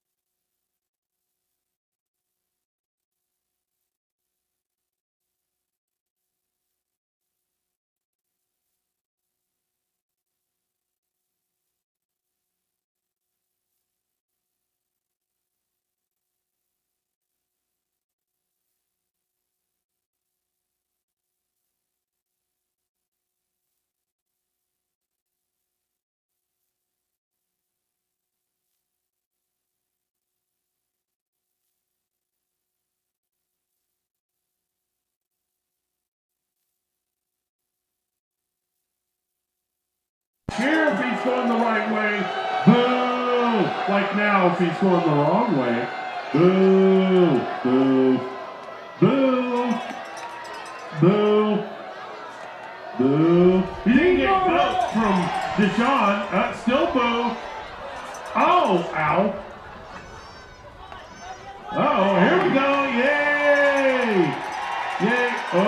Boo! Boo! Boo! Boo! Boo! Yay!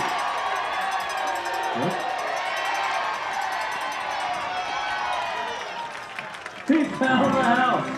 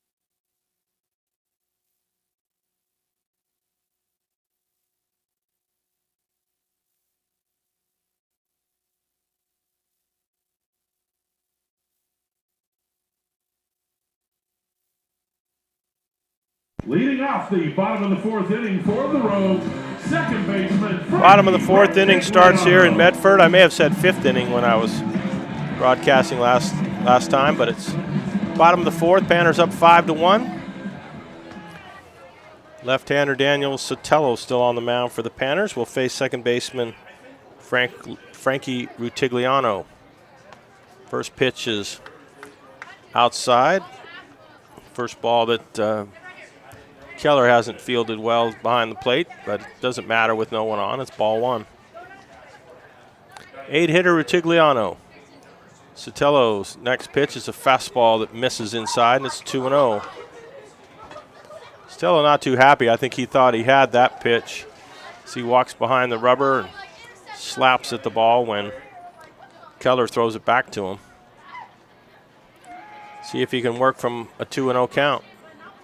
Rutigliano struck out his first time, hits the ball to left field pretty good. Garcia goes back a few steps, though, and makes the catch in left. And despite a pretty good job of a 2-0 swing out of Rutigliano, Sotelo gets the first hitter here to start the bottom half of the fourth inning. That'll bring up Caleb Richter, the 9-hitter, who flied out to left field his first time up. Richter, a left-hand hitter against the left-hander Sotelo. Sotelo starts him off with a lazy curve that's up high, and it's ball one. Panners out hitting the Rogues 7-2, leading it 5-1 here in the bottom half of the fourth inning as the shadows start to creep across the field pretty good. Next pitch is grounded to third. Alfaro comes in and fields it. Throws on to first. Looks like the sun could be in the first baseman's eyes on that throw because the shadows are really long coming from the light poles and the pole that holds up the netting that runs all the way around first base. Coach Latchman is now going to come out. I'm not sure. It looks like Alfaro busted his shoe on that. That's kind of why he made that hop after he fielded that ball at third base. I'm not sure if Alfaro has another shoe that he can use from another player. This is one of those times where the player comes to the dugout and says, "What are you wearing? What are you wearing?" I don't think it matters if it matches. It's just a left shoe that Alfaro needs as he comes to the dugout because he did a hop and a skip as he fielded that ball just as he made his way from the dirt into the grass portion of the infield. And despite having 1 foot, 1 shoe going, he threw him out at first base. So Alfaro working quickly has got someone else's shoe on. Not sure who it was that came to the rescue with a shoe, but Alfaro makes his way back to third, and it's quick 2 outs here for Sotelo and the Panners in the bottom of the fourth.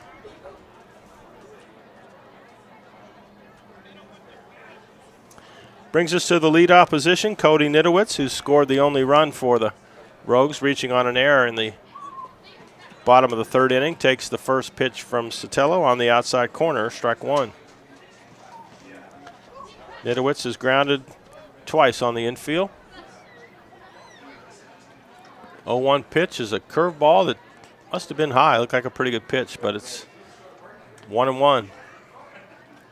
Sotelo didn't have the reaction that he had against the first hitter in the inning.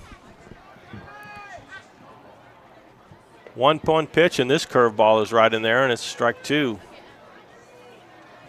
Sotelo has looked good, giving up just 1 run on 2 hits. Hadn't been for errors in the last inning, he wouldn't have given up any runs, as the Panners' 2 errors made that run in the third unearned. Sotelo comes set. 1-2 pitch is grounded to third. Alfaro makes a nice catch, throws on to third, and can't get him. It's a good job by Rattfield to come off the bag to take the throw from Alfaro, but they're going to rule that a base hit, as Alfaro had to make quite a play to snag that down the line. Did the best he could when he threw on to first, pulled Rattfield off the bag just enough to allow Nitowitz to get to first base safely. So Nitowitz has his first hit, third for the Rogues. And shortstop Jonathan Mendez, who has one of those other 2 hits up there now. Nitowitz takes his lead. Sotelo works from the stretch, as he always does, whether runners are on or not. Fastball is hit in the air to right field. Smelko goes a long way toward the line and can't make the catch. The ball gets into the corner. Here comes Nitowitz around from third. I thought Smelko could run that down, but he just couldn't quite get it as the ball was tailing away down the line. Smelko gave it a good try, but he just couldn't get it. And a single to third base and a double into the right field corner. And the Rogues have their second run. And now it's 5-2 Goldpanners.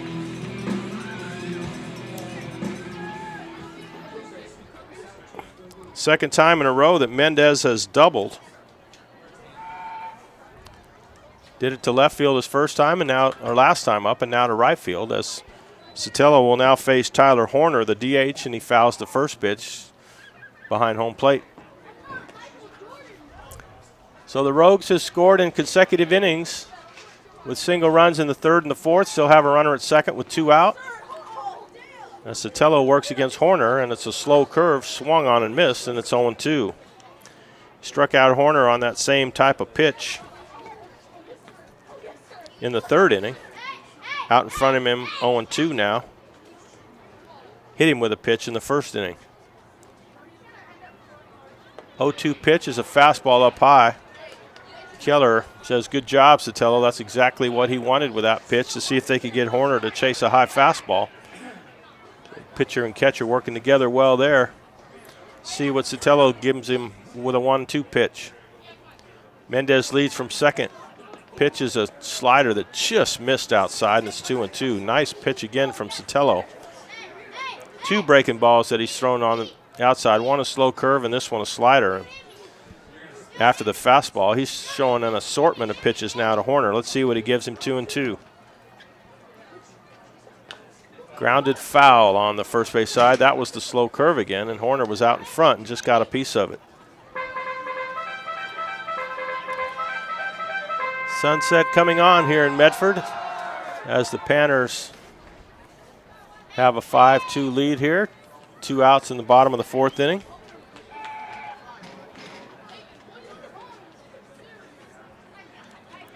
Next pitch is a fastball on the inside, and Horner goes after it and fights it off just enough to get a foul ball and stays 2-2. This game not moving along at a very fast pace. We've had our share of walks, a few hit batsmen as well. Constantly there have been runners on, so we're already an hour and a half into this and have not yet completed 4 innings.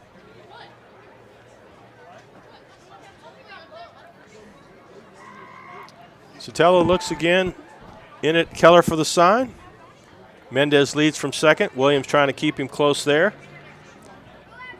2-2 pitch is a slow curve that's hit a ways toward right center. Carl Peters runs it down, though, and makes the catch in right center field. And Sotelo does a good job to get out of it with Mendez at second and 2 outs. But the Rogues do get a run on a couple hits. Leave 1. We've completed 4.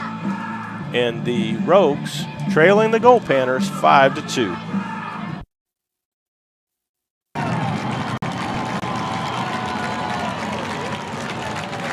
New pitcher into the game for the Alaska Goldpanners of Fairbanks is the Fairbanks native, Andrew Trotman. Out of Clark College in Ottawa, the sophomore Andrew Trotman, 6'3" right-hander, takes the mound here in the Midnight Sun game in front of his hometown fans. And he steps into a very hot kitchen. The bases are loaded for the Waves with 1 out.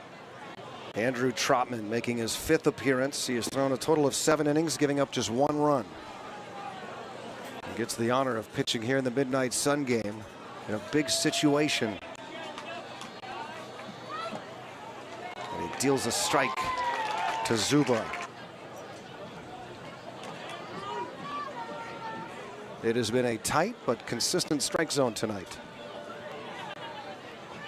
Swing and a miss. It's 1-2.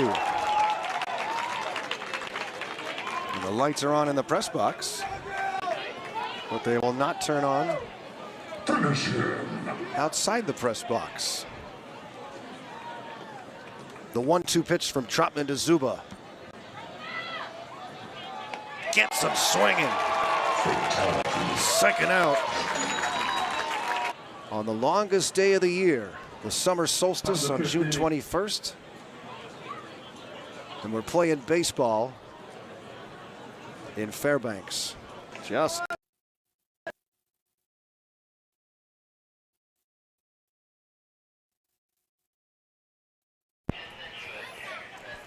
top of the 5th, about to get going here as Goldpanners with a 5-2 lead. We'll send up second baseman Logan Redeman. Start things off here. Redeman with a base hit and scored a run in the first inning. Also drove in the first run of the game. Grounded out to short his last time. Second pitch from Randolph, Caleb Randolph, who came in to start the top half of the 4th inning for the Rogues. It's up high and it's 2-0 on Redmond. Redmond, switch hitter, hitting left from the left side against the righty Randolph. 2-0 is outside and it's 3-0. Alex Garcia on deck for the Panners, taking over for Logan Drummond, who started the game in right field for the Panners but hurt his wrist diving for a fly ball. Let's see, have to check on him and see how he's doing. 3-0 pitches in there to Redmond. It's 3-1. Redmond swung in the first inning on a 3-0 pitch, but he didn't do it that time. That was even a better choice. 3-1 pitch is outside, and Redmond draws a leadoff walk to start the 5th inning for the Panners. And the Rogues have given up their share of walks, especially from the starter Andrus. Now batting the left fielder Alex Garcia. 3 of them in the first inning, plus a hit by pitch. Panners also drew a walk in the 3rd inning, and now 1 here to start the 5th. Brings up Garcia. Grounded to the shortstop, hit slow. I don't know if they're going to be able to get 2. I don't think so. Garcia gets to first quickly. And just a slow ground ball turns into a force out at second base. Redmond forced there. Now batting third baseman Eddie Alfaro. There's 1 out now on the top of the 5th, and that'll bring up the third baseman Eddie Alfaro, who has been hit by a pitch and hit the ball well his last time up, but flew out to the center fielder, Sean Thomas. Garcia with good speed at first. Let's see if the Goldpanners try something with the right-hander Caleb Randolph. Garcia's going, gets a good jump. The throw is thrown into right center field. Garcia's going to get on his horse toward third, and he'll make it easily, as he got a great jump off of first. Catcher shouldn't even have thrown it, but Osborne figured he'd try, and the ball just sailed over the second baseman's head. So Garcia, with a stolen base in the E2, will take him to third. And the Panners now have a runner at third and 1 out, with Alfaro at the plate with a 1-0 count. Let's see what the Rogues do defensively. They're still playing the infield back pretty much. They haven't brought it in at all. Alfaro goes after the next pitch and fouls it straight back against the net. It's 1-1. So Garcia showing his speed there, finds himself at third with 1 out. See if Alfaro can bring him in. Panners with a 5-2 lead, trying to get more. Next pitch to Alfaro is up and in. Backs him off a little bit, and it's 2-1. Newcomer Jeremy Keller, Panners catcher, who's reached base both times he's been up, is on deck. 2-1 offering to Alfaro. Is lined over the second baseman's head in the right center field for a base hit. Right fielder Nitowitz goes over to cut it off to hold Alfaro to a single. And Eddie does a good job at the plate that time, going with the pitch and hitting it to right field for a base hit. Alfaro continues to swing the bat well as he drives in Garcia. The Goldpanners now with a 6-2 lead. As the Rogues have scored in the third and the fourth inning, a couple Bulldogs populate this press box here. The ballpark, they both belong to the owner, Dave May, and they make it clear that this is their home. Chris Carlson handed me a jar of Planters peanuts between that last inning, and they came over to me immediately and knew something was going on in food-wise here in our corner of the press box. First pitch to Keller is fouled back. That one's just a bit foul. As Goldpanners have a one-out base runner in Alfaro. At first base, Panners leading at 6-2, now have 8 hits on the night, and we're just in the fifth inning. Keller, as we said, walked in the first, singled in the fourth. See if Alfaro tries to do anything at first. Getting a good lead, dives back in as Randolph throws over. Panners with 3 runs in the first, 2 in the fourth. Have 1 in so far here in the fifth inning, leading at 6-2. Randolph's offering is, again, good cut from Keller and fouls it straight back, and it's 0-2. Goldpanners shortstop Colby Williams on deck. Rogues just finished a short road trip in Humboldt Crabs and just got in early this afternoon as they made their way from the hotel back up to their hometown here. Next pitch to Keller is swung on and missed. A slow curve, and Jeremy way out in front of that one. We've got 2 out now on the strikeout, and you can tell we've got a pet-friendly press box here. I think the dogs like that strikeout, Chris. Yeah, they love it. I think they love that a lot. Colby Williams up there now. As again, Randolph throws over to first to keep Alfaro close. Williams so far has struck out and popped up. Alfaro gets his lead. Not going, Bluff's going. First pitch to Williams is taken for a strike.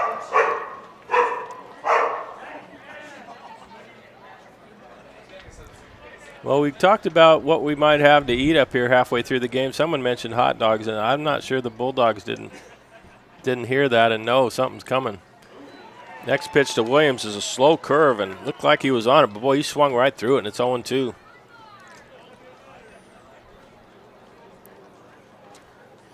Alfaro with the RBI single, leading off at first base rather. It's 0-2. Next pitch to Williams is popped up on the infield. The second baseman Retigliano camps under it, makes the catch, and the Goldpanners are done here in the top of the fifth inning, but they do get a run on the RBI single from Alfaro. He's stranded. We go to the bottom of the fifth inning, and the Goldpanners lead at 6-2.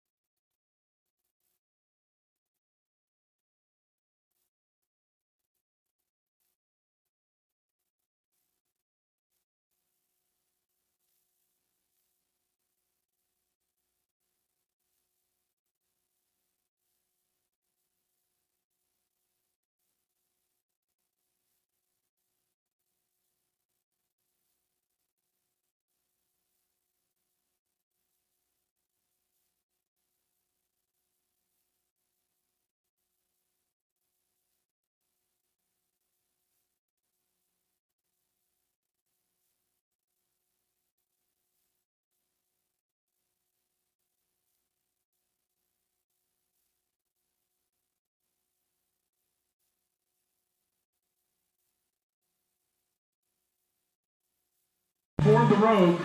Well, the lights have been turned on here in Medford as the sun starts head down even more as we are all done with the shadows, and now the lights slowly coming on here. So we're into the bottom half of the fifth inning. Sotelo out to work his probably last outing of the summer as he's now into the fifth inning with just 3 days to go. Starts off the fourth hitter, the cleanup hitter for the Rogues, Aiden Doherty. With ball one, Doherty has popped out twice.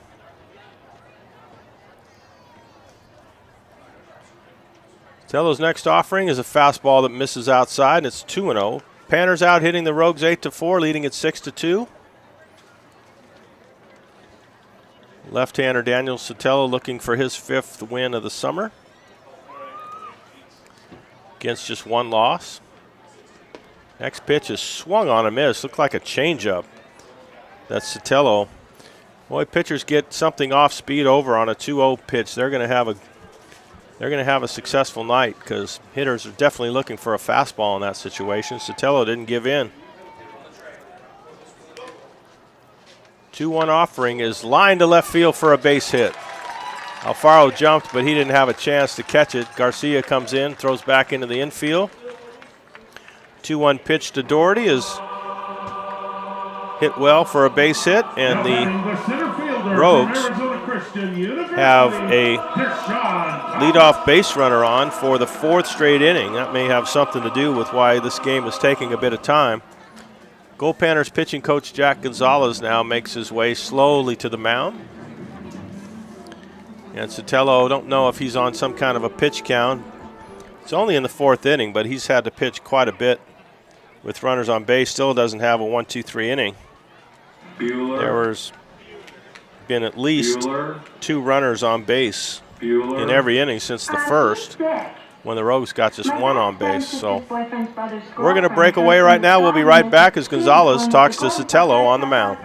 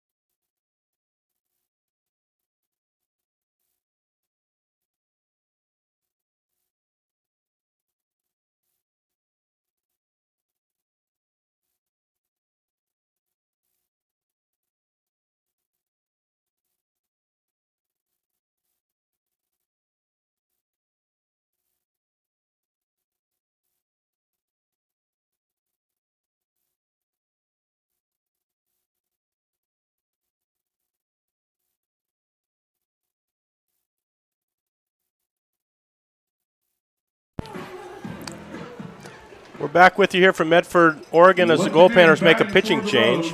And Logan Groff, right-hander, will take over for Daniel Sotelo, who pitched well. Pitched into the 5th inning, gave up a run in the 3rd and one of the 4th.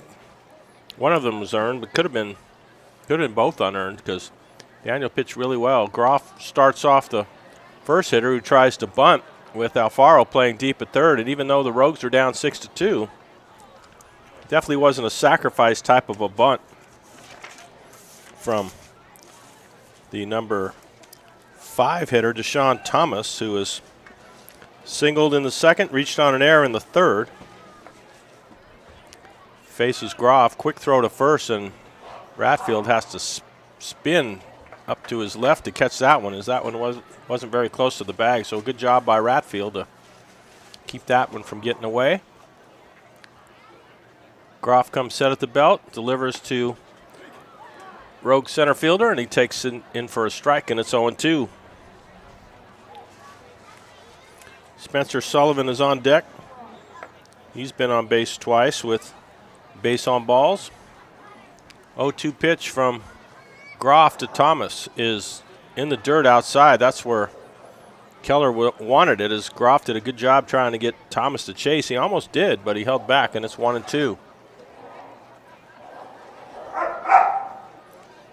Leadoff base runner here for the Rogues in this 5th inning.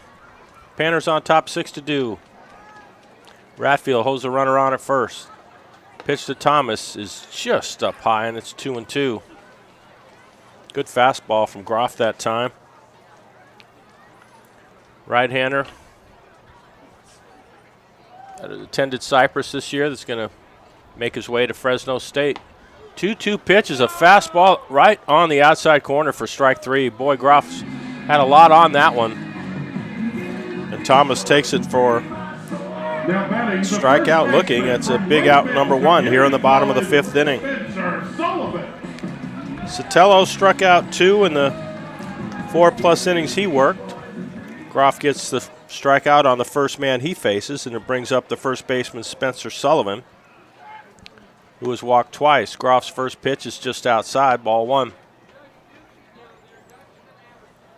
Doherty down at first. Sullivan waits. Groff comes set, throws a fastball that just misses outside. It's 2-0.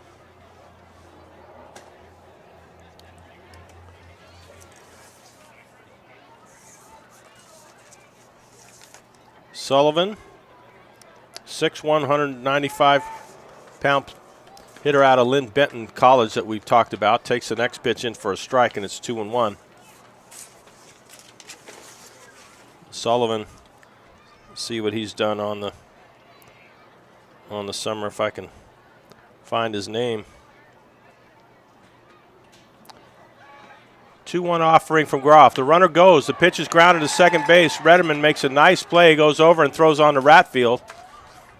And it's out number 2. So with the runner going, left-hand hitter up, Goldpanners chose to have Kobe Williams cover second base, and it's good they did, because Redman had no chance if he was headed towards second. But he makes a nice play in the hole. Throws out Sullivan, and maybe next time he comes up I'll figure out what his batting average is, because couldn't find him on the list. So Doherty now at second with 2 out. Osborne, the hitter now, the Rogues catcher, takes the first pitch for a strike.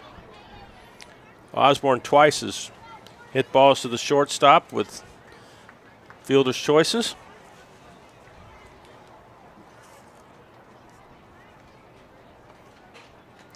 Groff now steps off the rubber.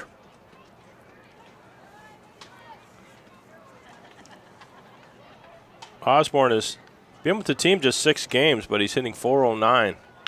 Next pitch is hit in the air to left field. Garcia goes toward the alley, makes a nice running catch. Osborne hit it well, but Garcia runs it down in left center. So despite the Rogues' leadoff single here in the bottom of the 5th, Groff comes in and gets 3 straight hitters. So we've completed 5, and the Goldpanners on top 6-2. Misses inside. It's 2-0.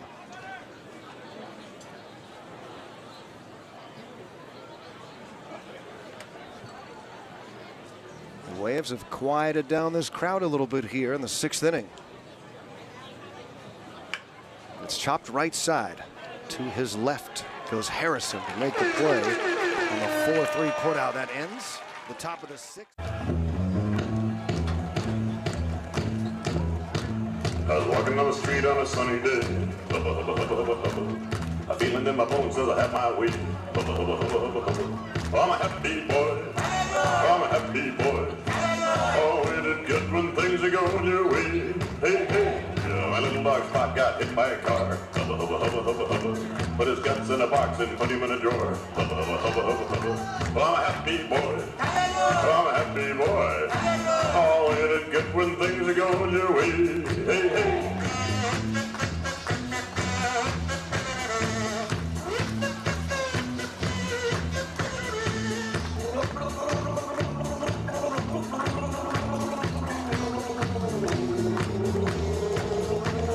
Forgot all about it for a month and a half.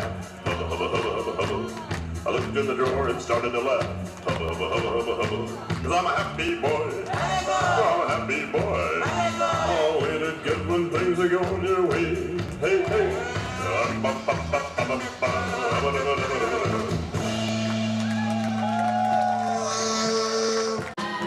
Here's the 1-1 from Agnew. Line to left, a base hit. Around third comes Clark. Here's the throw to the plate. Not in time. Clark scores. Brock Rudy wins it for the Goldpanners in the bottom of the 10th inning. And the Goldpanners storm the field. Top of the 6th about to get started here. Leading off Goldpanners the 6th inning for the Goldpanners. Start a 4-game series here in Medford, Oregon. Panners up 6-2 rather. Scored 3 runs in the first, 2 in the 4th, and 1 in the 5th. I don't know why I'm looking down at my scorebook on that. It's right on the scoreboard. Beautiful red numerals up there on the board. Another Daktronics scoreboard, similar to what the Panners have. 1-0 count now as Peters hits the first pitch into right center field and got himself another base hit. Peters has been on base 3 out of 4 times with his 3rd hit. Now batting right fielder Eric Had a terrific summer out of the College of San Mateo, where the Goldpanners assistant coach Riley Goulding from 2017 coaches. Terrific recommendations for the Panners this summer with Ty Barango and Carl Peters. Peters has occupied center field in that leadoff position now for quite a while.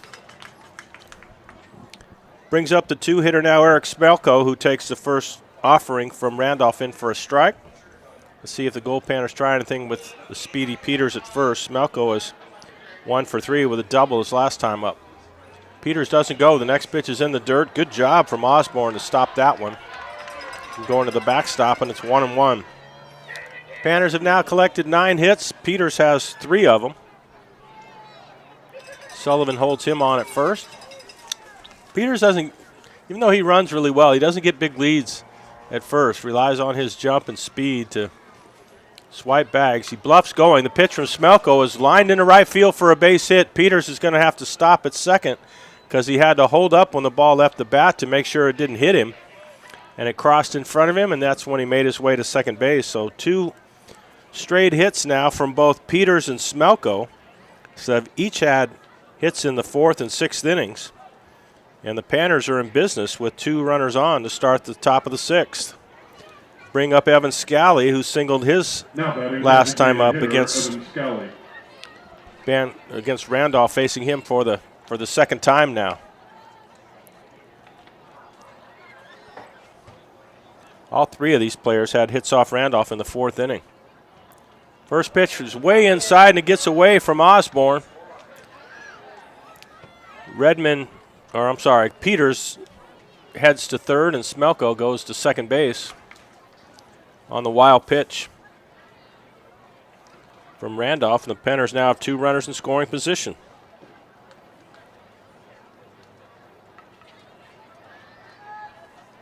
So let's see if Scally can do something about it. The Rogues still play the infield back, though, although Doherty is in on the grass at third, but everyone else is back.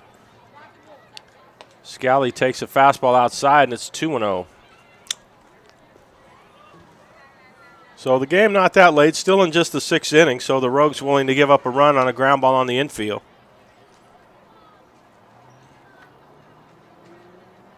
Randolph comes set, throws to Scally, and it's fastball that must have been low, and it's 3-0. Panners in business here, top of the 6th inning, leading by 4 and have 2 runners on with nobody out. Ratfield waits on deck.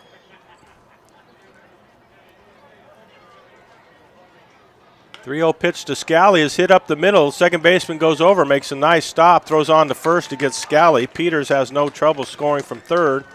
And on the ball hit from Scally, Smelko heads to third base himself.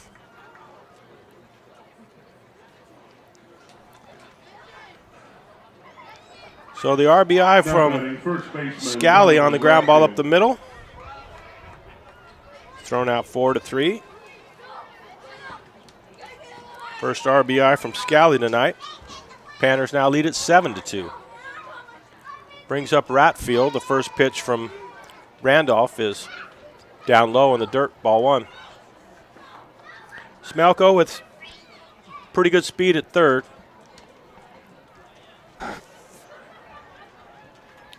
Ratfield looking for his first hit tonight, even though he has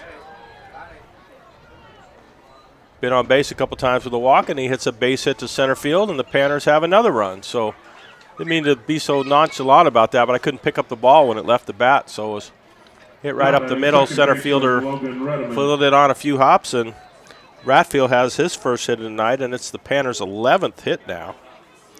Smelko comes in from third. Ratfield drives in his first run of the night, and it's now 8-2 Goldpanners. Next, hitter Logan Redeman fouls a pitch off on the right-hand side on the first offering from Randolph.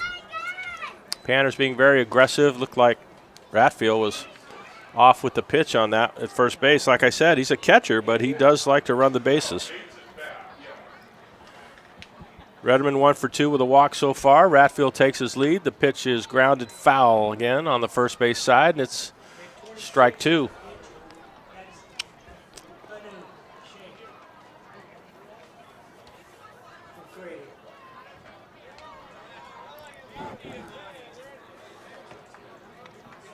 Ratfield leads, 0-2 count.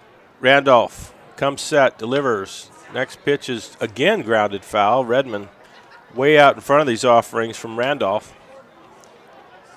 Has 3 times hit ground balls foul to the right side. Alex Garcia on deck.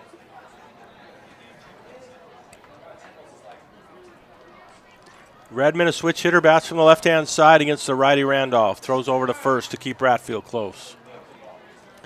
Panners now with 11 hits, and we're just in the 6th inning. Panners with a pretty good 8-2 lead. Randolph comes set at the belt, checks Ratfield, throws over again, but it's not close. Ratfield back easily. Panners have been able to keep the crowd pretty quiet here, and it's a good crowd, no doubt about it. Pitch to Redmond is fouled back, and it stays 0-2. So the scoreboard adds a strike to it to make it 0-3, but Redmond's still up there. So as I said, because the Panners have had so much of the success tonight with 11 hits and 8 runs, it's been a pretty quiet crowd. They're ready to cheer, but the Rogues haven't given them much so far to work with. Again, Randolph throws over to first. Ratfield easily back in time. Has a pretty good lead now. Randolph's pretty sure he's going. 0-2 pitch to Redmond is up high, and ball 1.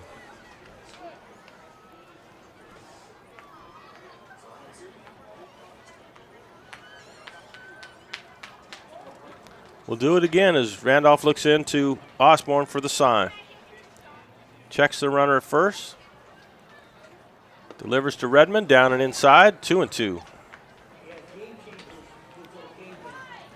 Redmond singled in the first to drive in the Panners' first run, grounded to short, and walked to lead off the previous inning. Randolph again throws over to first. Ratfield back. Surprised if this many throwovers with an 8-2 lead. Ratfield is now going, and Redmond fouls it off, and it stays 2-2.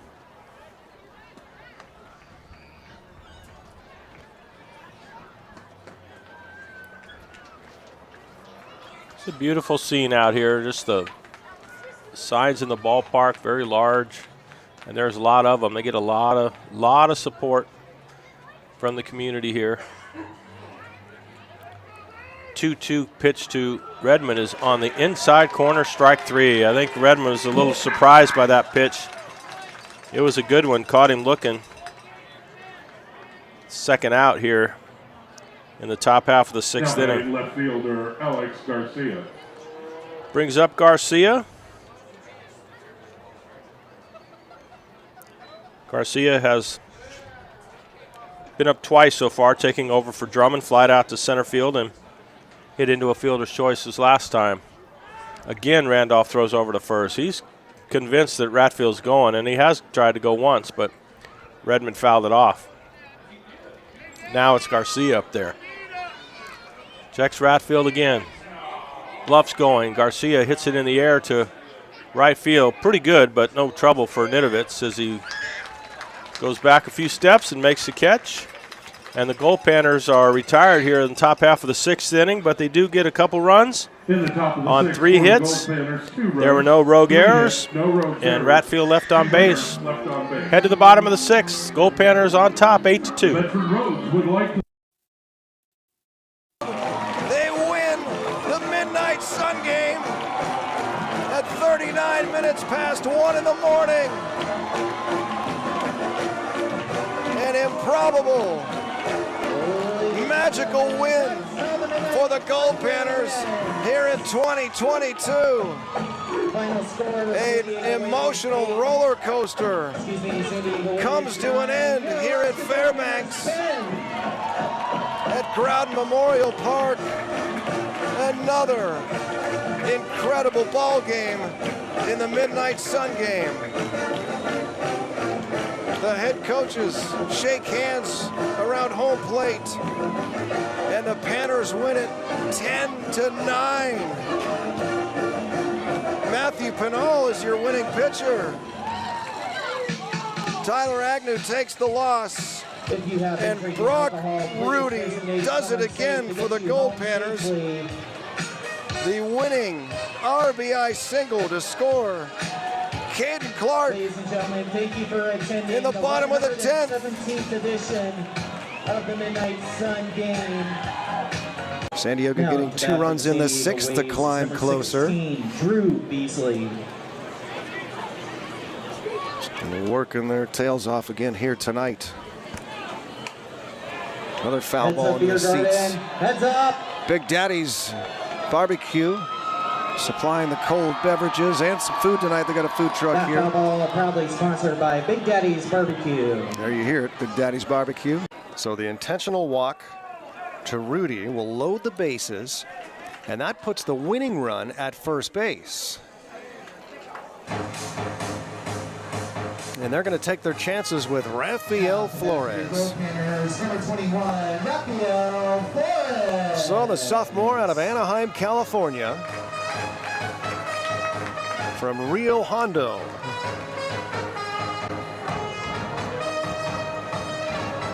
Will stand in against Brady Schrank.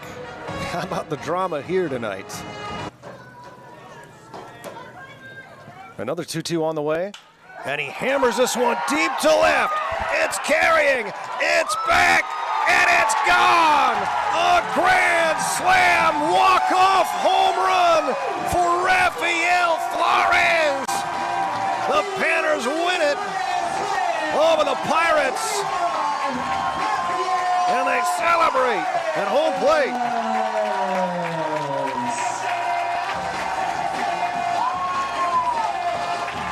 Rafael Flores with the bomb onto 2nd Avenue. Can you believe it? A dramatic come from behind victory for the Goldpanners as they rip the hearts out of the Ventura County Pirates here in Game 6.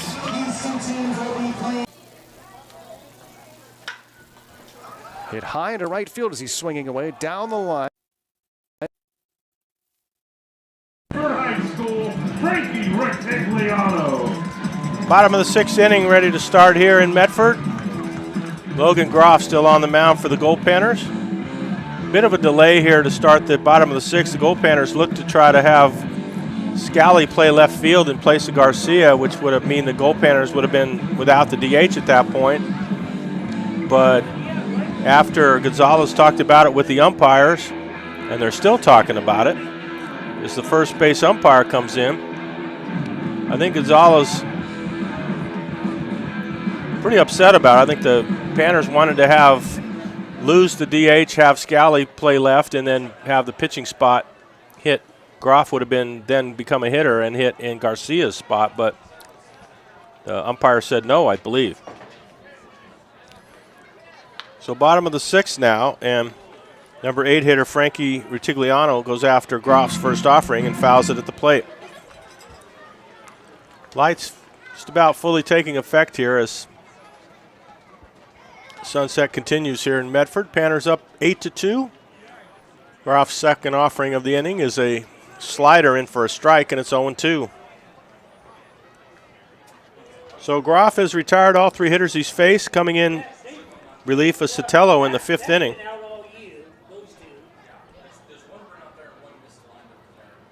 0-2 pitch, just misses, and it's 1-2.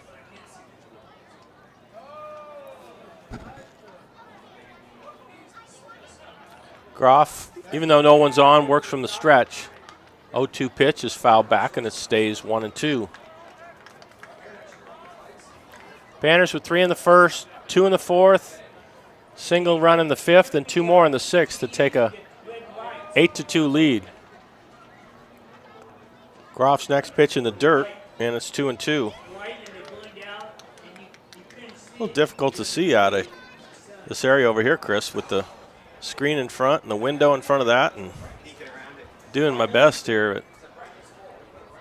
Next pitch from Groff, and they appeal to first, and they say he went, so maybe the Goldpanners talking to the first base umpire about that lineup change somehow made a friend, because that didn't look like Rectagliano went around on his swing, but he gets rung up anyway.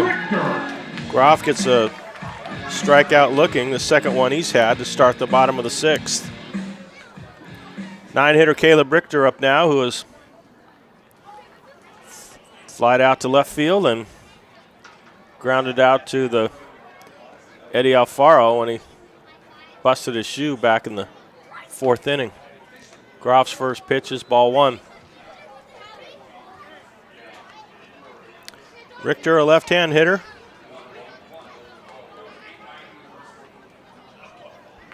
Panners straight up on the infield. Peters just a little towards right center and center field. Fastball swung on and missed. This could be a time of night where it's a little difficult for hitters because the lights really haven't fully taken effect. The sun's gone down, but there's still a lot of light in the sky, but it's just not easy for a hitter to hit in this kind of twilight. 1-1 pitch now from Groff. Swung on and missed again. It's 1-2. Groff, I think, may sense that, and he's gone more to his fastball in this time of the evening. Panners have 11 hits, leading 8-2. We've got 1 out in the bottom of the 6th. Groff works from the stretch and delivers to Richter outside, 2-2.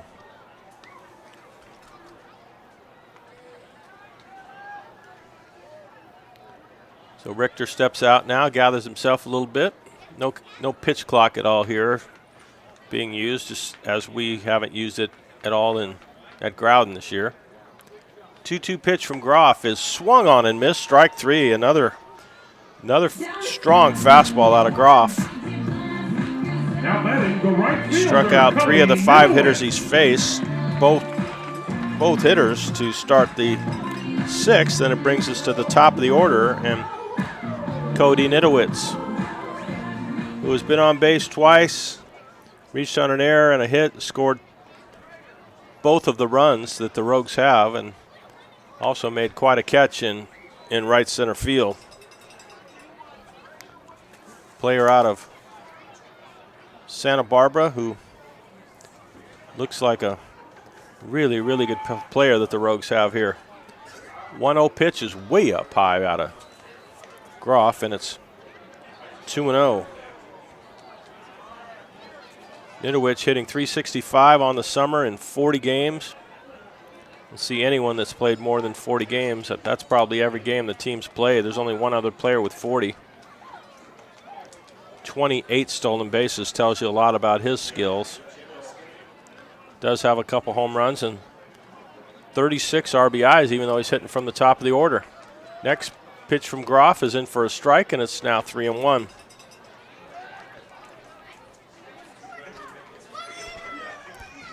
Groff comes set, delivers 3-1, swung on and missed. So I think Groff should just stick with that fastball because hitters have having a hard time catching up with it and picking it up because it's Groff has a lot on that fastball tonight. 3-2 pitch, fouled back to the net, stays 3-2.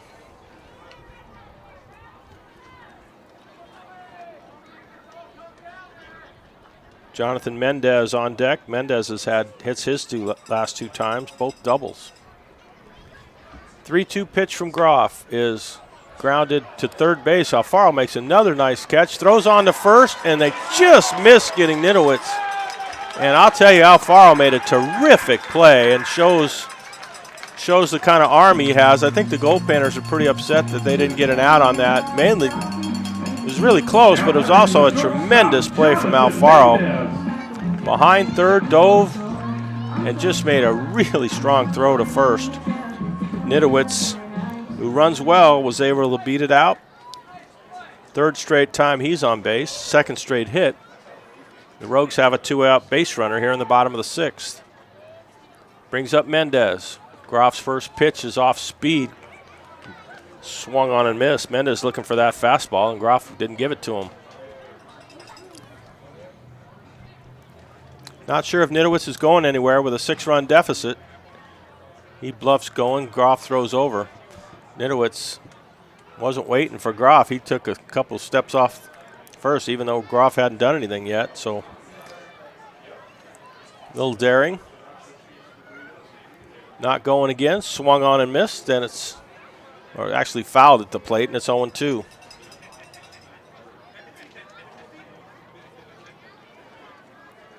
Eight to 2 Goldpanners got on top early with 3 in the first, and they've held the lead ever since. Leading at 8-2. 0-2 count now on Mendez with 2 out here. Nidowitz isn't going. Ball is lined up the middle and into center field for a base hit. So Groff made the 0-2 pitch too good.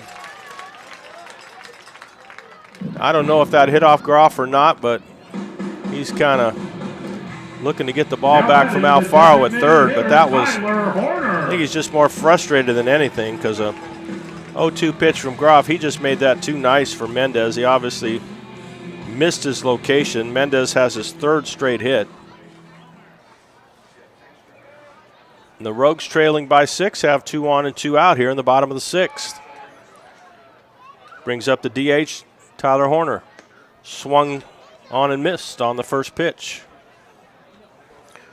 Horner hit by a pitch in the first inning, struck out and flied out since, 0-2. See if Groff stays with that fastball. Big lead at second base from Nidowitz. 0-2 pitch is fouled off. Or 0-1 pitch is fouled off, rather. Now it's 0-2. Nidowitz had a huge lead at second base, and then he took another couple steps, and Groff just looked at him, but neither one of the infielders is anywhere near second base to hold Nidowitz on. I'm surprised he didn't run because he's got a huge lead. If Nidowitz does Groff does any kind of a reverse leg kick, he might really hang him out to dry. He does that, but Nidowitz is thinking about it as Kobe Williams tries to sneak in behind him.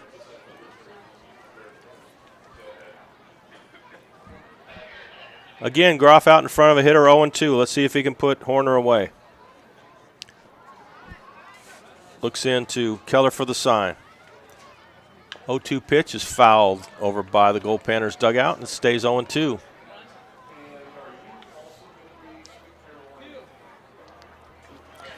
It's another ballpark or some type of stadium beyond the left field fence out here as we see even more lights out there. It could be a soccer field or another baseball stadium, but it's lit up pretty good, as is this place now.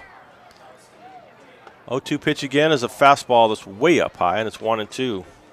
So that's what they call wasting a pitch. It sure was. Easy take for Horner. Groff trying to get out of it after he retired the first 2 hitters on strikeouts, giving up 2 straight hits. 1-2 pitch is way outside. It's 2-2. Well, the scoreboard operator is very quick on the trigger. Before I can even call the pitch, he's got the ball 2 up there, so doing a good job. 2-2 pitch from Groff is way high and outside again, so Groff with a little control issues here that he hasn't had at the beginning of the inning, and now with a full count, the runners will be going.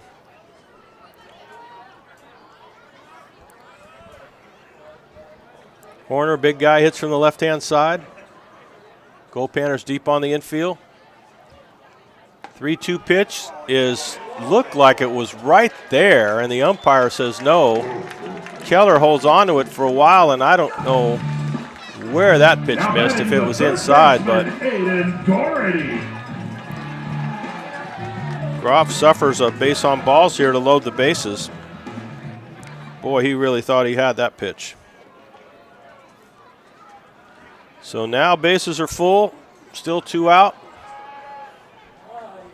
Aiden Doherty up at the plate, grounds it up the middle and into center field for a base hit. This will get 2 runs home.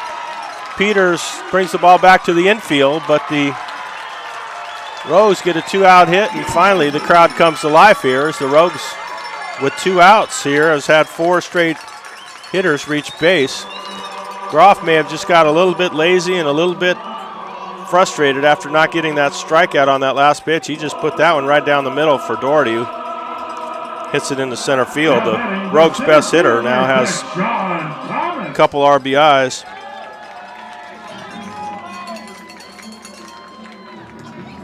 Rogues now with runners at first and second. As Doherty collects his 2nd straight hit. That'll bring us to the center fielder, Deshaun Thomas, who's 1 for 3. So the Goldpanners with 2 runs in the top of the 6th, and the Rogues have matched it here with 2 of their own. Panners still lead by 4, but the Rogues threatening to get closer. Thomas was the first hitter that Groff faced just when he came in the 5th inning. Let's see if he gets him here. Takes the first pitch for a strike. So the Rogues battling back have now made it an 8-4 game here in the 6th inning. Panners out hitting the Rogues just 11-8 now. Next pitch is swung on and foul tipped into Keller's glove, and Groff once again out in front of a hitter. 3 of the last 4 hitters he's been on top 0-2.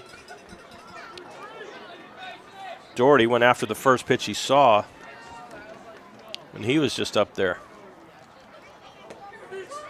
Groff comes set. 0-2 pitch, low and away. Keller blocks it, keeps it in front of him. As Groff again wastes another 0-2 pitch. Public address and I are trying to rile up the crowd here a little bit. 1-2 count on Thomas. Groff working with new catcher Keller. Pitch is popped up in foul territory. Ratfield comes over. So does the catcher, but it's up against the net. The Panners can't turn that foul pop-up into an out. Stays 1-2 on Deshaun Thomas.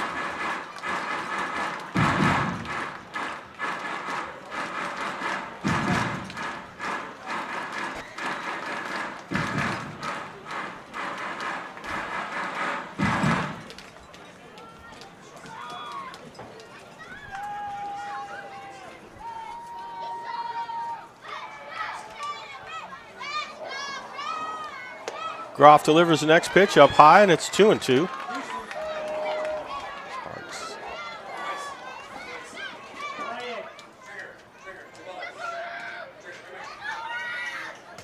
Horner leads at second. Doherty leads from first. Groff looks in for the sign, comes set, and it's grounded to third base. Alfaro with a tough play, and there's really nothing he can do but knock it down. Just a high chopper. Alfaro, all he could do was come in and try to short hop it, but the ball bounced off his glove, and that's just one of those breaks. And there's really nothing you can do about it. It's ruled a base hit, and rightly so. So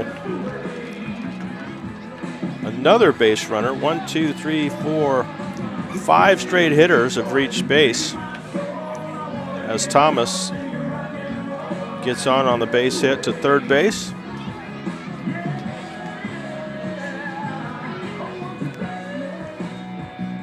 Pitching coach Jack Gonzalez comes out of the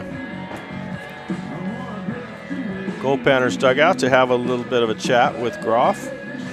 Maybe getting a little frustrated because he had 2 out, 2 strikeouts, nobody on base. And now 5 straight hitters have reached base. And it brings us to first baseman Spencer Sullivan, who was walked twice and grounded out to second. 8-4 Panners, but the Rogues are threatening to make it even closer. Groff's first pitch swung on and missed, strike 1. Groff has had no trouble getting out in front of these hitters. 0-2 on 3 of the last 4. Starts off Sullivan with strike 1, which is always so important for a pitcher. 0-1 pitch is taken for a strike, and it's 0-2. So let's see if Groff can put him away here. Sullivan, as we said, has walked twice, grounded out. Looking for his first hit of the night.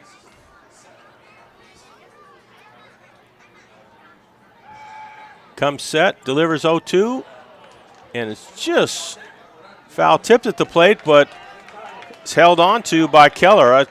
He's had an odd reaction to that. He didn't really run out from behind the plate right away, but Groff does get the strikeout. He strikes out 3 that inning. Keller hangs on to the foul tip. And the Rogues are finally done here in the bottom of the 6th inning. They do get a couple runs on 4 hits. There were no Goldpanner errors, and the Rogues lead the bases loaded. We head to the 7th, and the Panners lead it 8-4.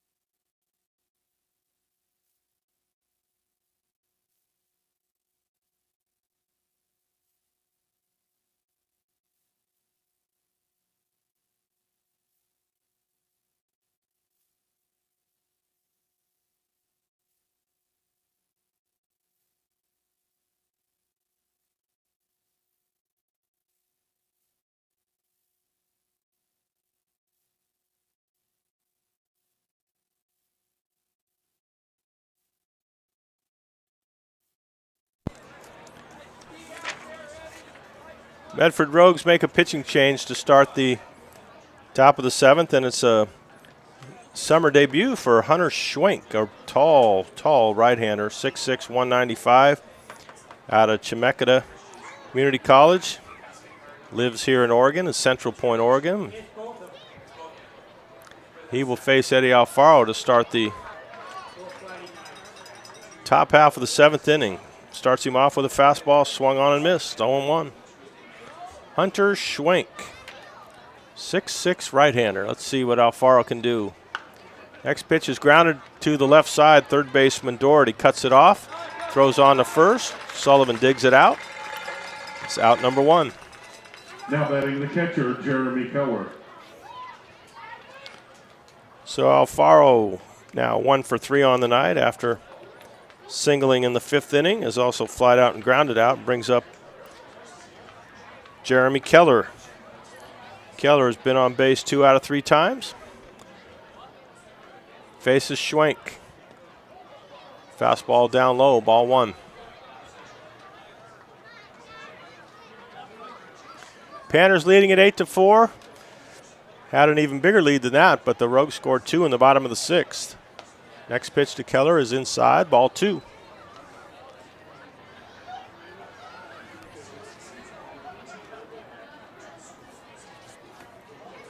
Two 2-0 count on the new Panners catcher from Chico State. Takes the next pitch down low. 3-0. Panners, as we said, with that winning streak, haven't lost in a few days now. 3-0 swing out of Keller, and it's fouled back, and it's 3-1. Panners haven't been shy about giving that green light to hitters 3-0 all summer. 7 straight wins for the Panners, trying to make it 8. Next pitch to Keller is inside, and he walks for the 2nd time tonight. So Keller's been on base 3 out of 4 times, so nice debut for the Panners catcher. And even though the Goldpanners have been in the lead most all the game, so there hasn't been any. We haven't really had a chance to see any kind of arm that Keller has. So he did catch quite a bit, though, for Chico State this year. 9-hitter Kobe Williams now at the plate. And he goes after the first offering and fouls it over the net on the first base side. Williams, looking for his first hit, has struck out and popped out twice to the second baseman. Goldpanners have scored in 3 straight innings. See if they can do it here again. Their hitting advantage, though, is cut from 11 to 9. Next pitch to Williams is again fouled off, and it's 0-2.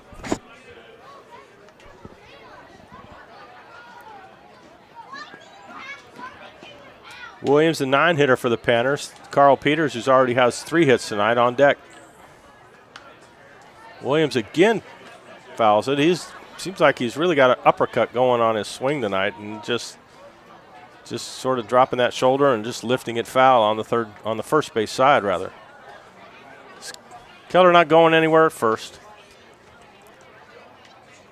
0-2 pitch to Williams, again fouled off. This one more straight back, and it stays 0-2 with 4 straight foul balls. You know I jinxed myself on that when I say not going anywhere. I mean, that's the perfect time for him to run, right? I mean, why not make me look bad? I mean, not that he can't go, just because he's a catcher. I don't know how fast he is.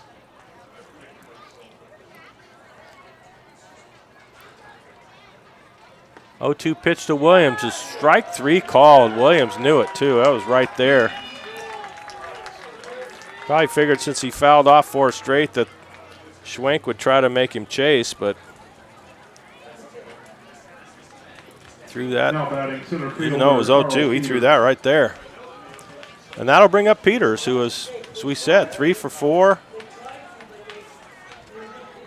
3 base hits.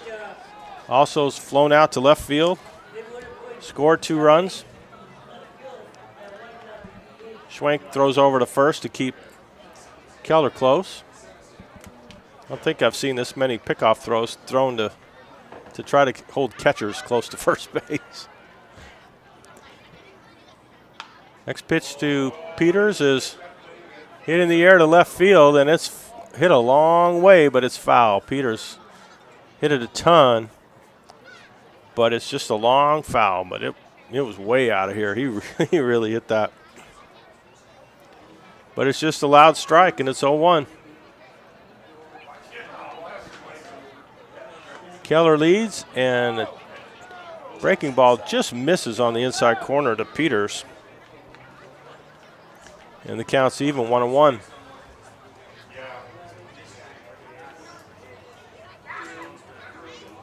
Keller gets his lead.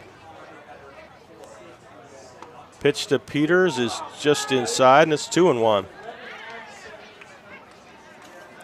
Schwenk working that inside corner. Peters is pull hitter. He hits most all his home runs to left field, and he's hit 5 or 6 of them for the Panners this summer. Little bitty guy, 5'11", 175, but boy, he's got some power. 2-1 pitch is popped up, and it gets out of play over the third base side, and it's 2-2 now. So Peters way out in front of that, fouls it off.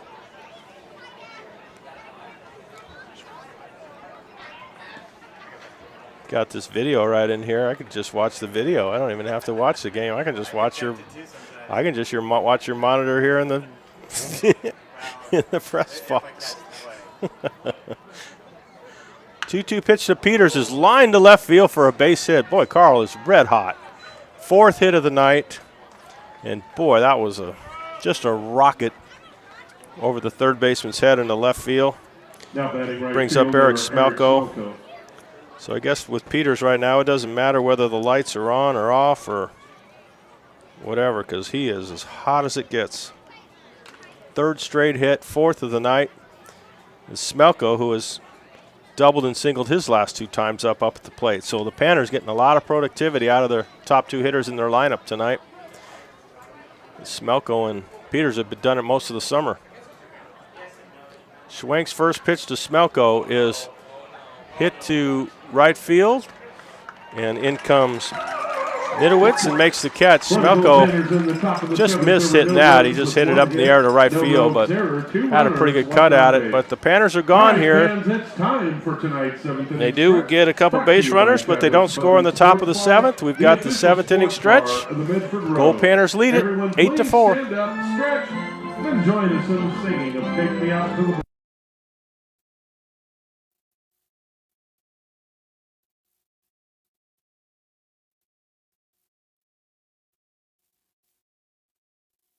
It's a fair ball, caught by Clark. Runner tags from 3rd. Here's the throw, and he's out at the plate. Inning over. Peyton can't believe it. Neither can Armando Gomez, who runs down the line to make his feelings known with umpire Dwayne Clemens. And the 2-2 to Dobson. Swing and a miss. He strikes out Dobson. No harm done on the leadoff walk. Good work for Alexander in the top of the 1st. No runs, no hits. Big thanks to our PannerVision engineers on the road trip. Danny Vaziri in Grand Forks. Alexis Friedman in the Tacoma area. Strike 3 called on Marquez. We're going to have to do that again. It was just amazing.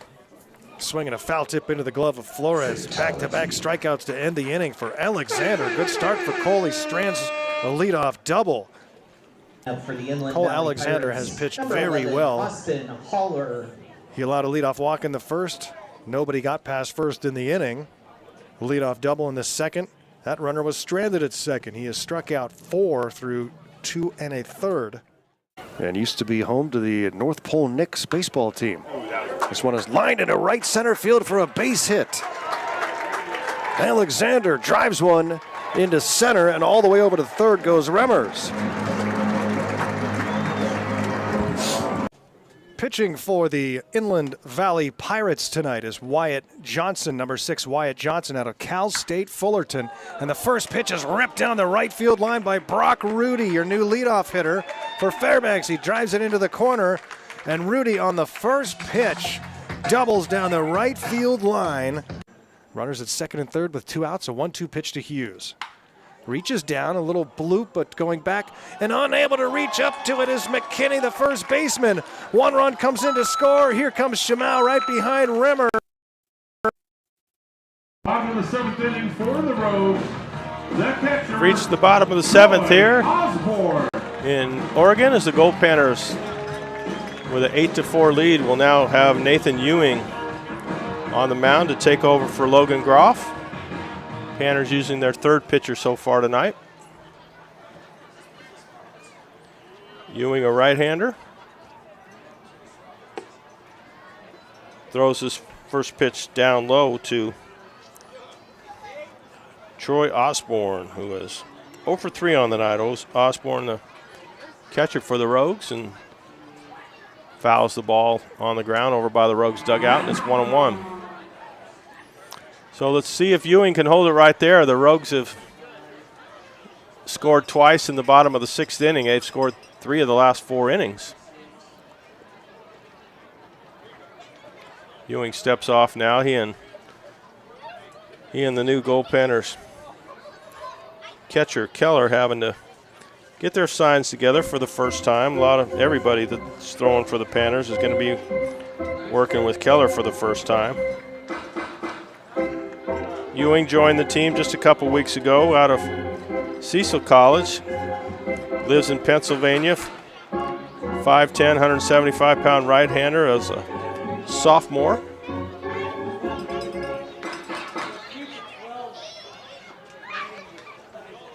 So 1-1 as Osborne steps in. Next pitch is way up and inside. I think he may have said that ball hit him. And it did. It just nicked him on the way by. So Ewing has a fastball get away from him. And Osborne gets a free pass. Second time that the Goldpanners have hit a batter tonight. The other one came back in the 1st inning. And the 8-hitter Retigliano now at the plate. He's 0 for 3. See if Ewing can get it out here out of Retigliano. First pitch fouled straight back. Retigliano with a good cut on that one as a high fastball. 8-hitter for the Rogues. Panners out hitting the Rogues 12-9 in what is coming up on 3 hours. Been here quite a while so far tonight, and we're still in the 7th inning. Ewing next pitch is fastball down low, and it's 1-1. Retigliano has twice hit into a fielder's choice and lined out to left field. I'm sorry, that was Osborne. He's struck out, flied out, and struck out. So he struck out twice tonight. Ewing's next pitch is a strike fastball that's right there, and it's 1-2.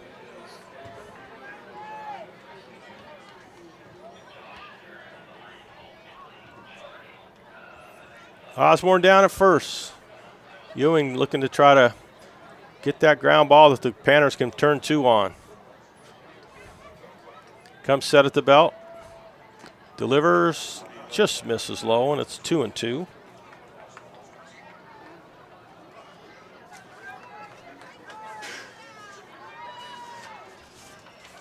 Ewing looks in at Keller for the sign. 6 foot, 150-pound player from the University of Portland who lives right here in Medford. Ewing now throws over to first, and Osborne has no trouble getting back. 2-2 count. Panners deep on the infield looking for that double play ball. Ewing comes set at the belt. Osborne not going anywhere. Another pitch is down low, and it's 3-2. As we said, Ewing, 3rd pitcher for the Panners tonight. Sotelo and Groff have pitched so far. Panners will use up just their entire staff, I'm sure, in this 4 games here in Medford.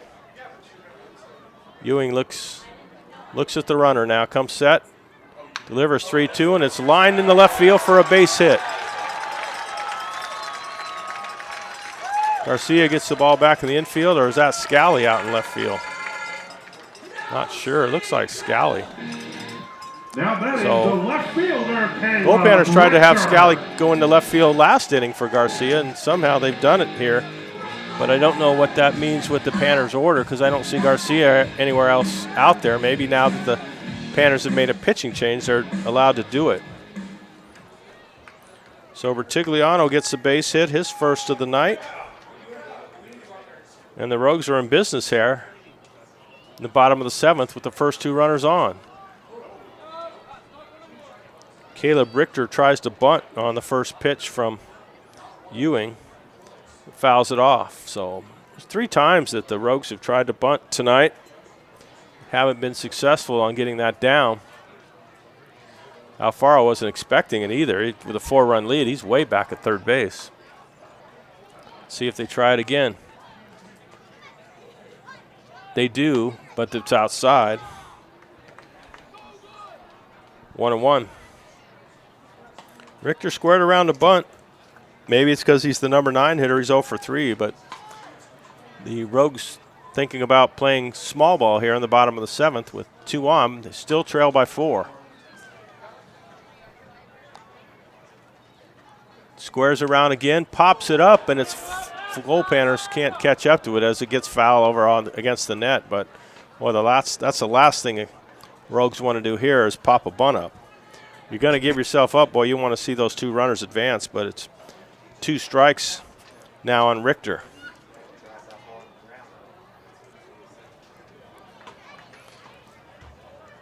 So Ewing out in front 1-2 against Richter.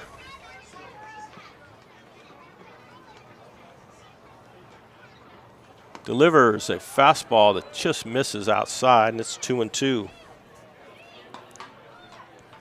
Good pitch from Ewing, but he couldn't get Richter to bite, and it's counts even. Still nobody out. Rogues have runners at first and second. Panners up by 4. Rogues now with 10 hits on the night. Ewing delivers strike 3, a fastball right on the outside corner. And Richter didn't argue. He knew it. Second time he struck out. First time looking. Brings us up to the very productive top of the order for Medford. These first 2 hitters for Medford have each gotten on base each of their last 3 times. Let's see if Ewing can get Cody Nitowitz.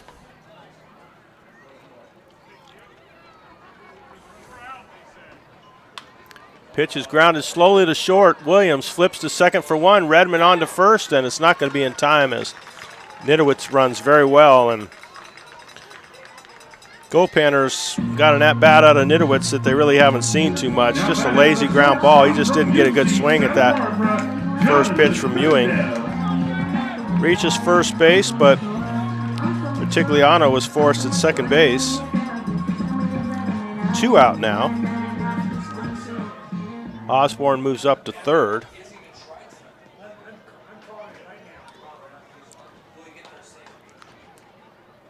That brings us up to Jonathan Mendez. The fleet-footed Nitowitz is on first base. Not sure if he'll run, down by 4.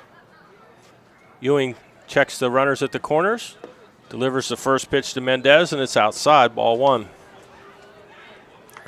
3 straight hits out of Mendez. Doubles in both the 3rd and 4th. Singled in the 6th. 2 out, 2 on. Ewing's next pitch to Mendez is hit up the middle. Redmond makes a terrific diving stop and forces Nitowitz at second base. A terrific play by Logan Redmond up the middle.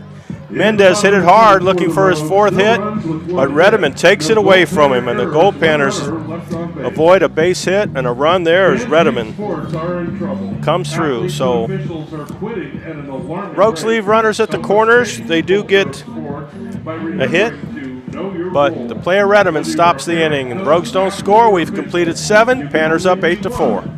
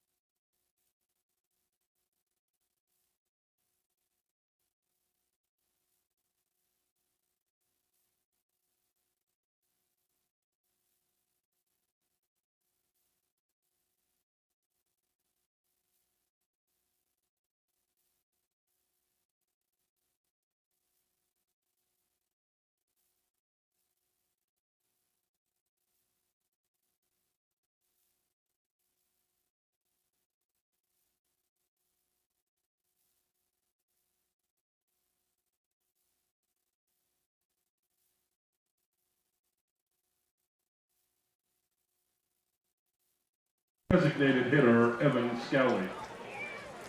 Goldpanners have Evan Scally to start thing off here in the top half of the 8th inning.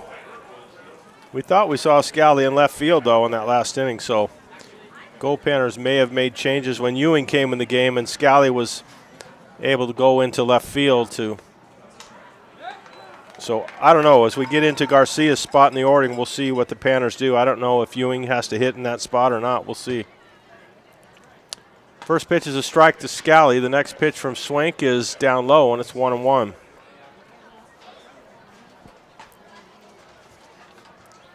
Scally had a single back in the 4th inning.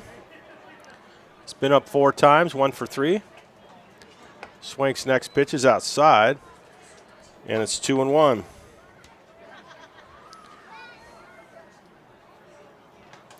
Scally scored a run back in the 1st inning, the Goldpanners' first of the night.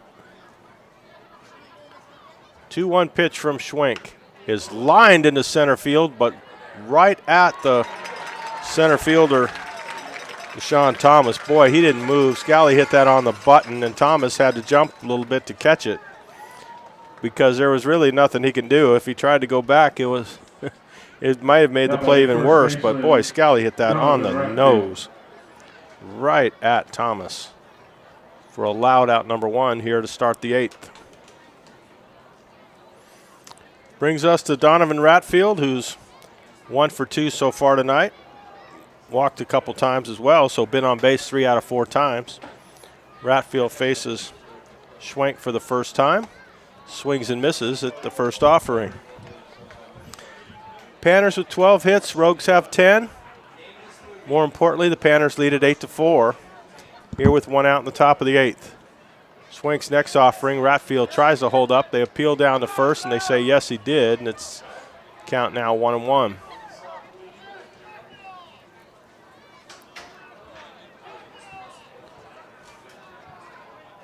Panners haven't played in too much darkness this summer, if at all. I don't think we had an evening game in Grand Forks. I think everything was, all 6 games were during the day, so playing under the lights for the first time.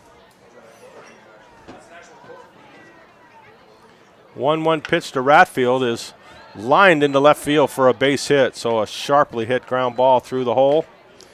Ratfield continues to have a productive summer as he's on base for the 4th time. 5 plate appearances, walked twice, so he's 2 for 3. And that brings up Redeman.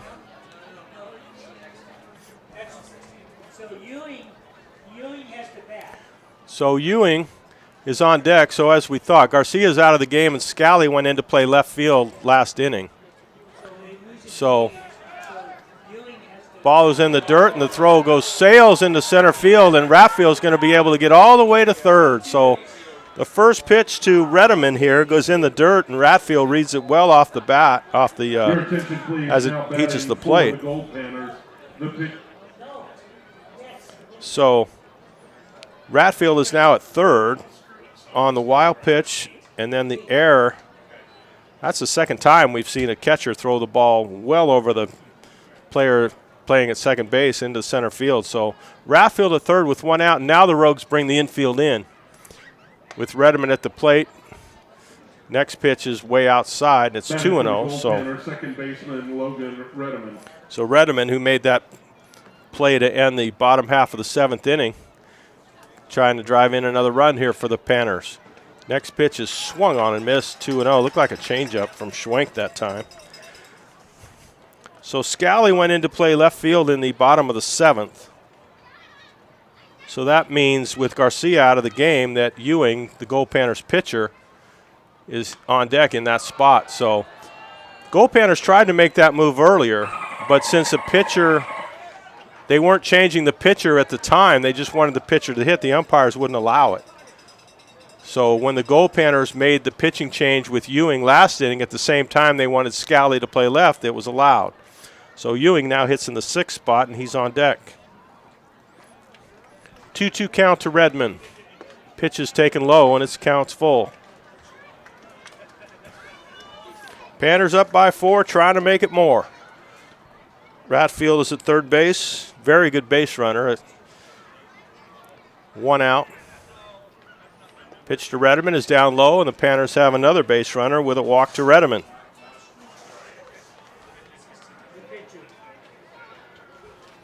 So Ewing, who came on to pitch the bottom of the seventh, pitcher Nathan Ewing.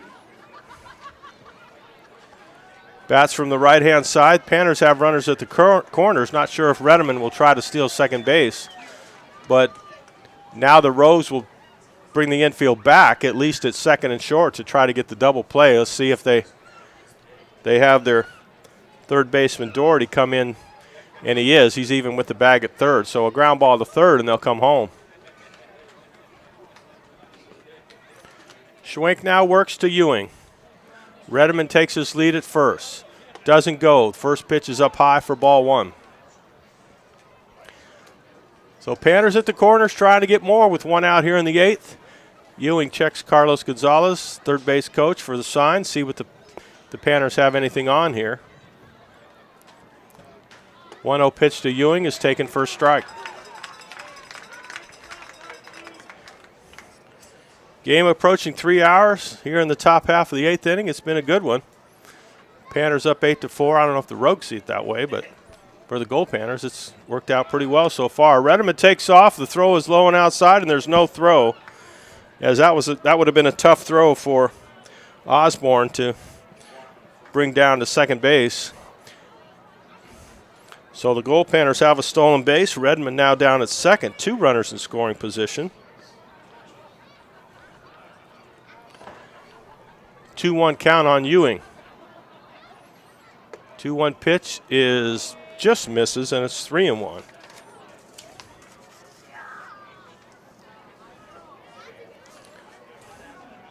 First base is open. 3-1 count on Ewing. Infield comes in now all around. 3-1 pitch to Ewing is fouled back, and it counts full.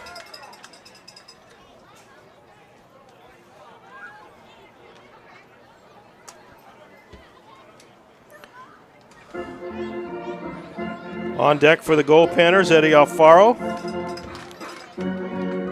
Has been on base a couple times tonight. Not sure if he ever got that shoe thing figured out, but he's probably wearing 2 different shoes. But 3-2 count now on Ewing. Both runners take their leads at second and third. 3-2 pitch is fouled away on the right-hand side. Good crowd still remains out here, even though it's a weeknight and we're past 9:30. Been a long game, a lot of walks, few hit batsmen. 3-2 pitch to Ewing is popped in the air, foul. The first baseman gives chase, but he's not going to get to it. It's out of play on the little berm that sits in foul territory between the dugout on the first base side that the Panners are in and their bullpen that's just further down the line. Familiar sound on the foul ball here from, what's the name of that? Nemo. Finding Nemo. How you can even, we almost missed that one. 3-2 count on Ewing. Next pitch is inside, and the Goldpanners have another base runner with a 1-out walk to Ewing.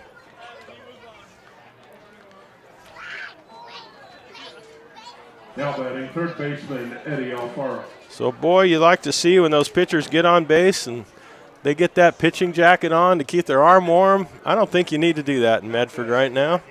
So still start with an 8. No, we're cooling off a little. It's down to 75. Brings up Alfaro with the bases loaded.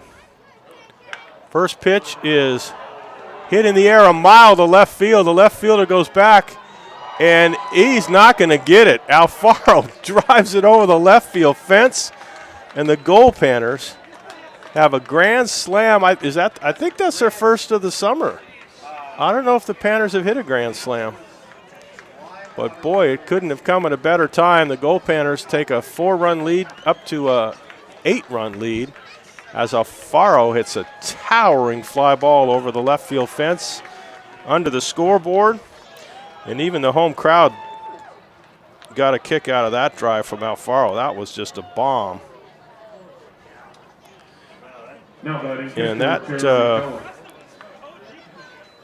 that may change things a little bit here. I don't know if folks are going to stick around, but it's 12-4 now. And Alfaro knew it the minute he hit it. He just sort of took a few steps off the plate and pointed to the dugout like that one's gone. That brings up catcher Jeremy Keller as the Panners jump out to a 12-4 lead now here in the top half of the 8th inning. Keller takes the next pitch, looked pretty good, but it's ball 2. So Alfaro has really swung the bat. I think when the entire team, rather, went to British Columbia, Eddie was hitting about 120. And boy, the second half for him has been productive, both more as a pitcher in the first half, but definitely as a hitter here in the second half. Next pitch to Keller is hit in the air to short right field. The first baseman, Sullivan, goes out. Makes the catch. And it's out number 2 for the Panners here in the top half of the 8th inning. That brings us to Kobe Williams, still looking for his first hit. Don't know, I'll have to glance at the scorebook, but I think he's the only Goldpanner that doesn't have a hit tonight. Panners have 14 hits. Williams 0 for 4, looking for his first. First pitch from Schwenk is fouled back. Kobe, playing shortstop, has primarily played third base for the Panners this summer, but with, as we said, with Ty Barango gone, it's up to Williams to help play some shortstop.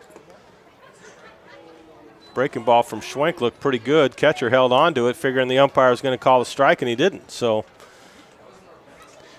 1-1 count now on Williams. Kobe bats from the right-hand side. Pitch to Schwenk, from Schwenk rather, is right down the middle, and it's 1-2. So Panners with a 4-run 8th inning thanks to the grand slam from Eddie Alfaro. And that play that Redmond made at the bottom of the 7th was just as impressive. So some sterling effort here by some of these players tonight to help build this 8-run lead. Williams fouls off the next pitch. It's 1-2.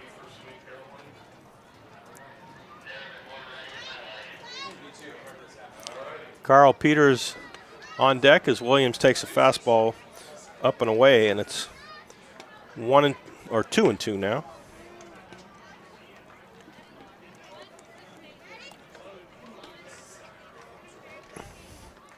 Schwenk works from the stretch, throws 2-2, and Williams has his first hit with a line drive over the second baseman's head. Nidowitz goes over to cut it off, holds Williams to a single. The Goldpanners have another base hit. Their third hit here in the inning. Definitely benefited by a couple walks after the one-out single from Ratfield. Now every Goldpanner has a base hit, and it brings us to the one that has the most, Carl Peters, who has 4, looking for a 5-hit night. Schwenk throws over to first. Not sure why he'd be worried about Williams at all with an 8-run deficit, but I doubt that the Goldpanners would be running here at all. First pitch to Peters is hit down the left field line, and that's going to get into the corner for another base hit out of Peters, his 5th of the night. Williams gets into third base. Peters is held to a single. But, boy, it was a sharply hit ball again from the bat of Carl, and I'll tell you, he is just as hot as can be. 4 straight hits from Peters, 5 on the night. The only time he's been out is when he just missed another and hit a high fly to left field back in the 2nd inning. So Williams scampers to third.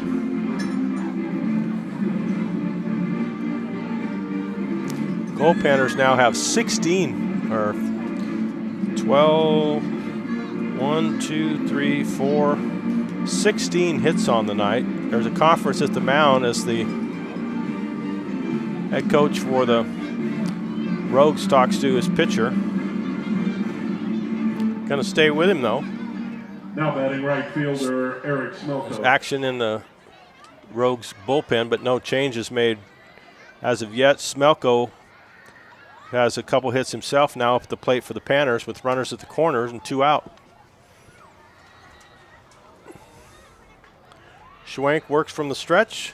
First pitch to Smelko is hit over the shortstop's head into left field. The Panners have another hit and another run, and now it is 13-4 as Goldpanners, after the Alfaro grand slam and 2 outs, get 3 straight hits to get another rally going. So Smelko drives in another run. He also had a couple RBIs back in the 4th. The Goldpanners have batted around here in the top of the 8th inning. Peters now down at second as Williams comes in to score.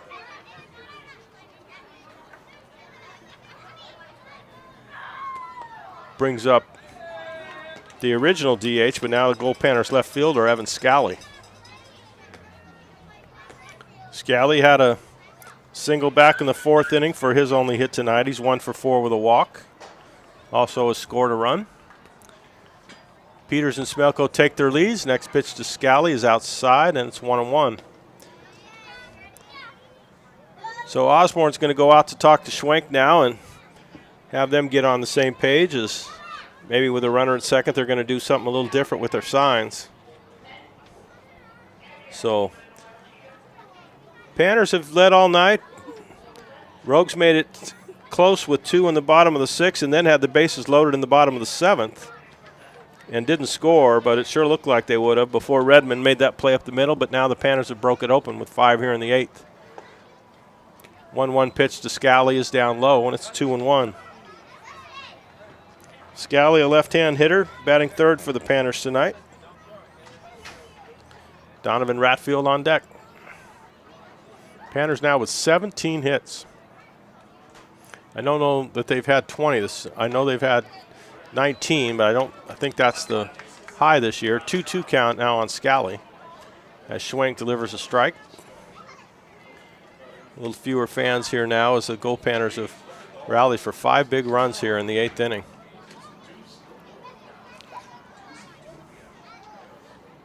Two pitch to Scally, and he fouls it at the plate.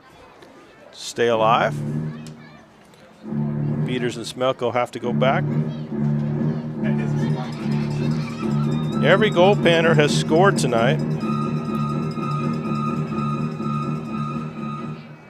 Every spot in the order. I think Garcia took over for Drummond and scored a run. But every spot in the order, everybody has a hit. Scally swings and misses, and the top of the 8th inning is over, but not before the Goldpanners pick up 5 runs, 5 hits. There was 1 rogue error on the throw into center field from the catcher, and the Panners leave a couple runners on. We've completed 7.5. Goldpanners now out in front of the Rogues big time, 13-4.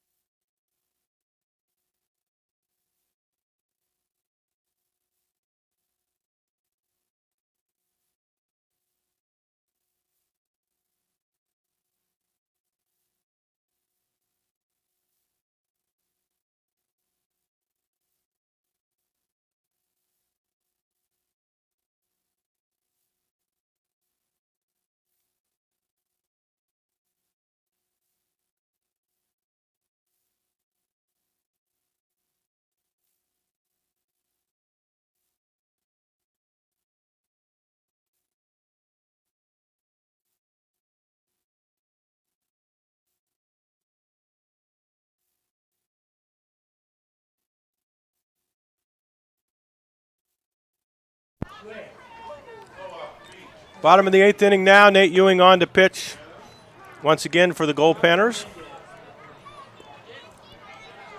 Starts off the designated hitter, Tyler Horner, with a strike. Horner walked his last time.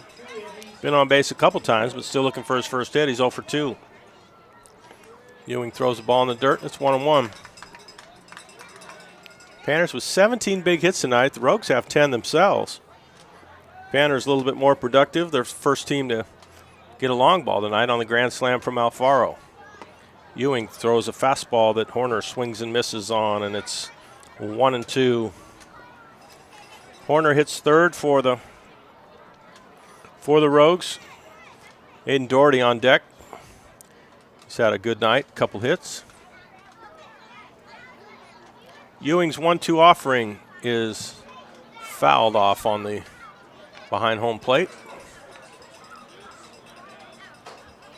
Ewing joined the Goldpanners late.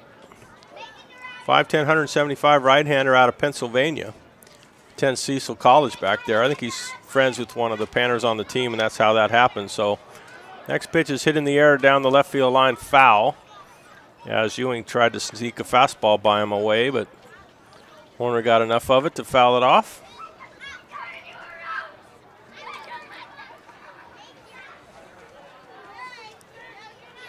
So we'll do it again, 1-2 count. Ewing winds and delivers. Pitch is fouled again at the plate, and it stays 1-2. Umpire's going to need a few more baseballs here. Big old net behind home plate that wraps all the way around. Extremely high, saves a lot of foul balls here.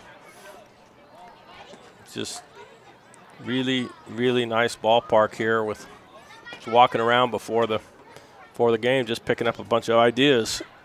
Because it's a just beautifully constructed park. Great fans. All the seats are really nice, have a great view. Next pitch is swung on and missed. Looked like a changeup that Horner was out in front of. Ewing kept it down in the dirt, and Horner swung through it. So second strikeout for Ewing. Also had one back in the 7th.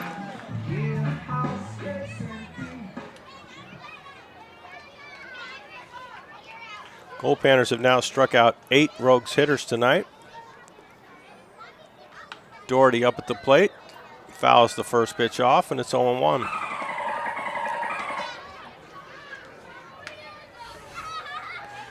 Rogues have swung the bat pretty good tonight. They've got 10 hits. The problem is they've left 13 men on base through 7 innings. Next pitch is a foul tip at the plate, and it's 0-2. Doherty has hits each of his last 2 times at the plate, but it's been stranded at second base both times. Ewing out in front, 0-2. Looks in the sign from Keller, throws a pitch, and it misses down low, skips away from Keller, but it doesn't matter with nobody on, 1-2.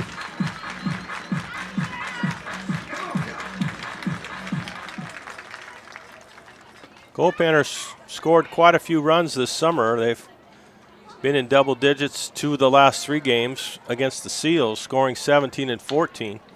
Next pitch is grounded down to Alfaro at third.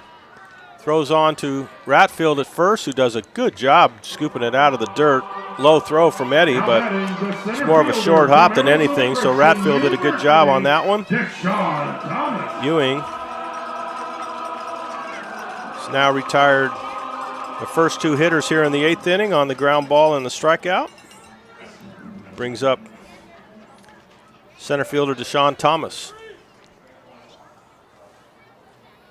Facing Ewing for the first time, takes the first pitch for a strike. Ewing came on in relief in the 7th inning, taking over for Sotelo and Groff. Ewing working quickly, delivers 0-1, and the ball is fouled at the plate, and it's 0-2. Appreciate your help tonight, Chris. Chris Carlson, doing the IT, AV, all kinds of V's and T's and I's and stuff here in the press box. Bringing this bringing this game to you. Gary will take over for us tomorrow night, but Chris will be just as involved. I'll probably be somewhere around the stands. Next pitch is a curveball that, boy, Ewing thought he had it. Alfaro thought he had it from third. They both took a couple steps to the dugout, but more importantly, the home plate umpire said, no, that's a little high. It's 2-2. Ewing tries it again and fouled off at the plate. Lost contact to that one, couldn't find it. Just rolls out in front over by the Goldpanners, toward the Goldpanners dugout. Coach Latchman grabs that.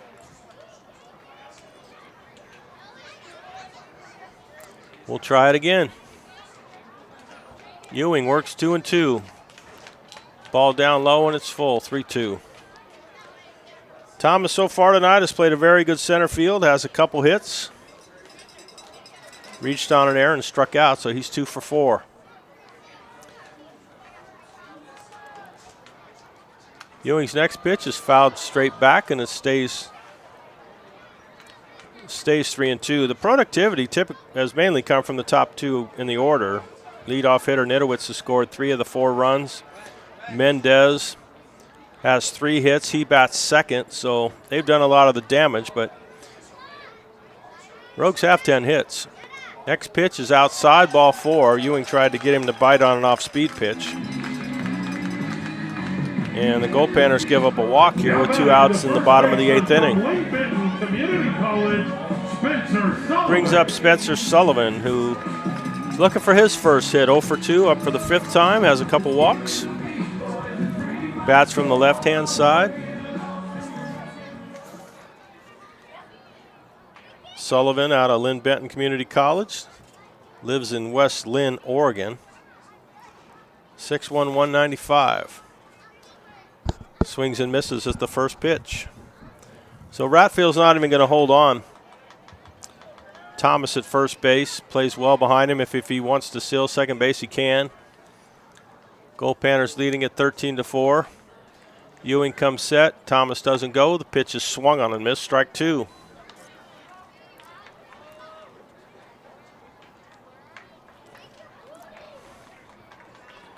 Ewing not a big guy, but he's got a strong arm.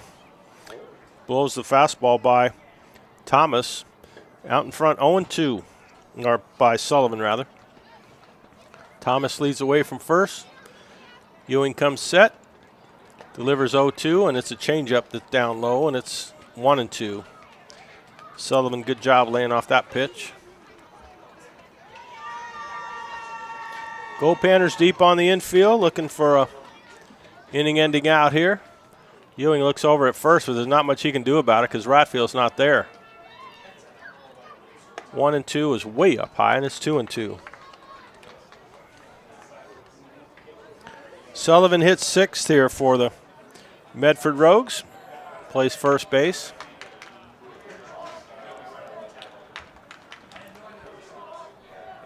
Reached about 3 hours and 20 minutes in this game time, and we've still got another inning to go. Next pitch from Ewing is a curveball that misses, and it's full count, even though he's out in front of him 0-2. Let's see if Ewing gives in and just throws a fastball, because he doesn't want to walk anybody else after that 2-out walk with a 9-run lead. 3-2 pitch is up high, and it's ball 4. So a little streak of carelessness and wildness from Ewing as the Panners have a 9-run lead, but Ewing has walked 2 here with 2 out in the 8th inning. That brings us up to catcher Troy Osborne, who has to take a minute to get the catcher's gear off as he now makes his way toward home plate. Now batting the catcher from Sacramento State University and Grants Pass High School, Troy Osborne is from here, from Grants Pass, attends Sac State. 0 for 3. Walked his last time up. He was the first hitter to face Ewing in the 8th inning, or in the last inning, the 7th. Ewing starts him off, and it's inside, but Osborne likes it enough to foul it off.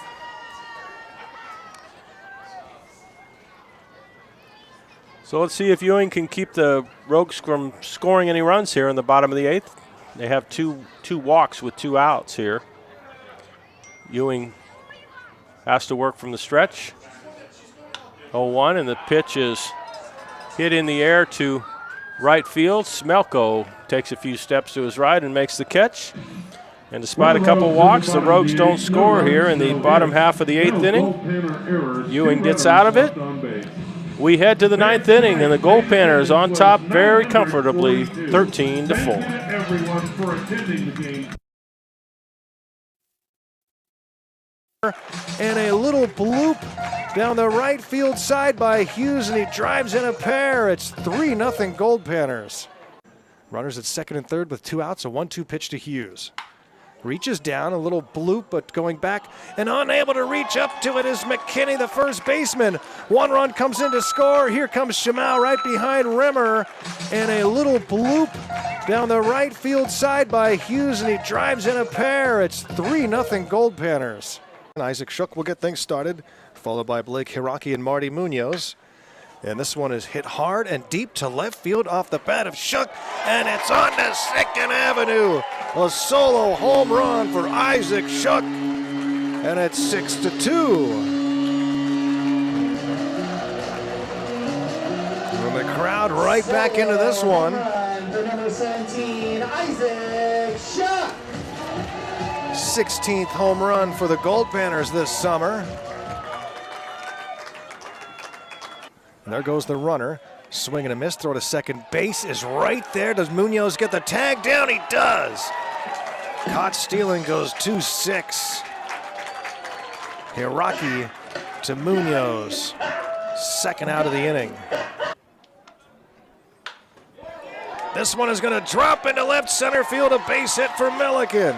Hiraki scores. Here comes Munoz behind him. The throw to third misses and goes to the Panner dugout. And around comes Rudy. He will score. It is a 6-5 game. The Panners are right back in it.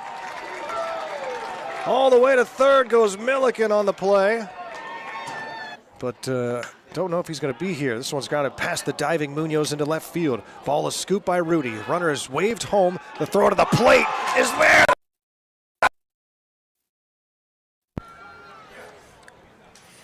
The Rogues have turned to one of their infielders to pitch the top half of the 9th inning here. Jay Patterson, who attends Orange Coast College with a couple of the Goldpanners, Scally and Kobe Williams, out of Meadow Vista, California, 5'11", 186-pound right-hander. Donovan Ratfield starts things off for the Panners here in the 9th inning with a ball 1 count, and next pitch is inside for ball 2.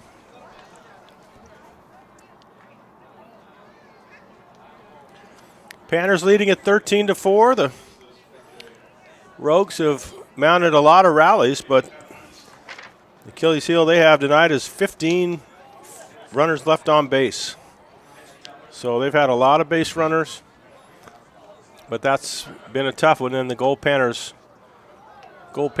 grand slam at Eddie Alfaro will get you some runs in a hurry. So 4 straight balls to Ratfield to start the top half of the 9th inning. 3rd time that Ratfield has walked. He's also got 2 hits.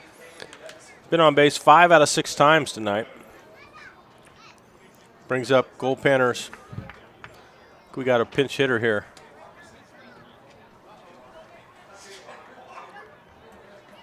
You catch the number, Chris?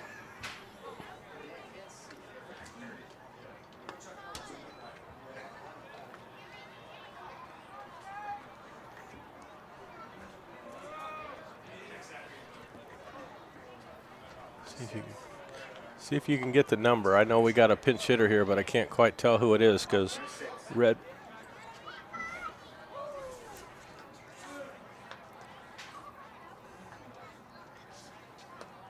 Cade Leifer. Cade Leifer only took me about 3 pitches to figure it out. Cade Leifer is batting for Redmond here in the 9th inning for the Panners. Probably will go into play second base for Redmond too. So Leifer wears number 6. Pinch hitting here with a 3-1 count against Patterson. So 2 straight walks issued from Patterson, this one to Leifer. Ratfield makes his way down to second base.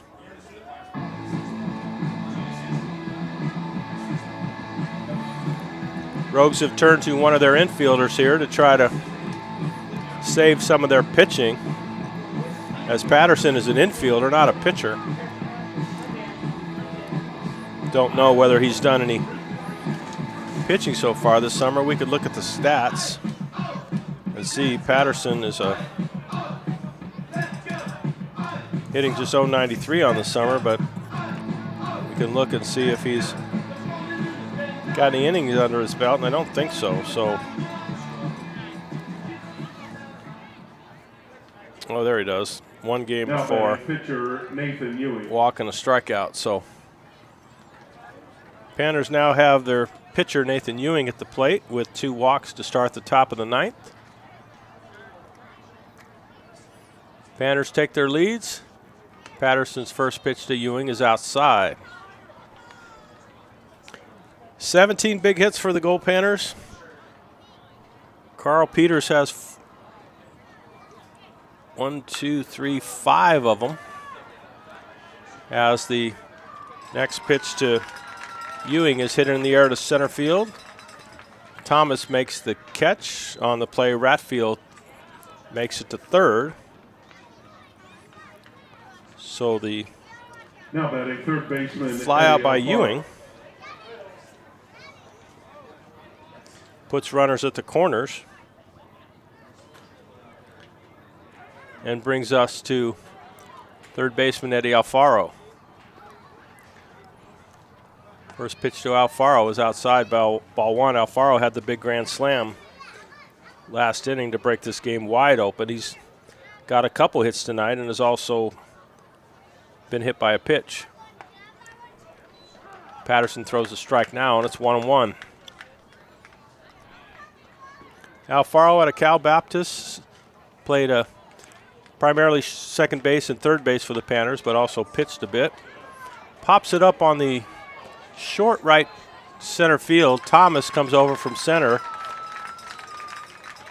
calls off Nidowitz and makes the catch. Alfaro flies out. 2 straight hitters have flied out to center. That'll bring us to the catcher, Jeremy Keller. So Keller has had a nice debut for the Panners, been on base 3 times with a walk and 2 walks rather, and a base hit. Popped out to the first baseman his last time up as Patterson misses way outside for ball 1. Ratfield at third, Leifer at first. Patterson delivers, and this ball is hit in the air once again to the center fielder, and Thomas hauls in his 3rd straight putout as Keller flies out to center field. Panners don't score here in the top half of the 9th inning. We head to the bottom of the 9th, and the Panners on top, 13-4. 2 runners.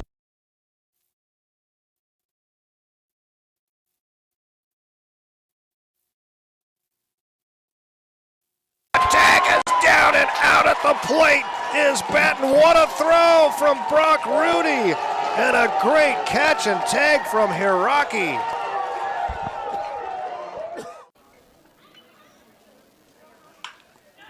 Sharply hit. What a stab at second. The glove flip to the bag, on to first. The 4-6-3 double play. Milliken with another highlight reel. And the 3-1. Off the fists, and it's a little flare. And a diving catch by Milliken. What a play to save some runs. San Diego Waves here next. They're off to a good start.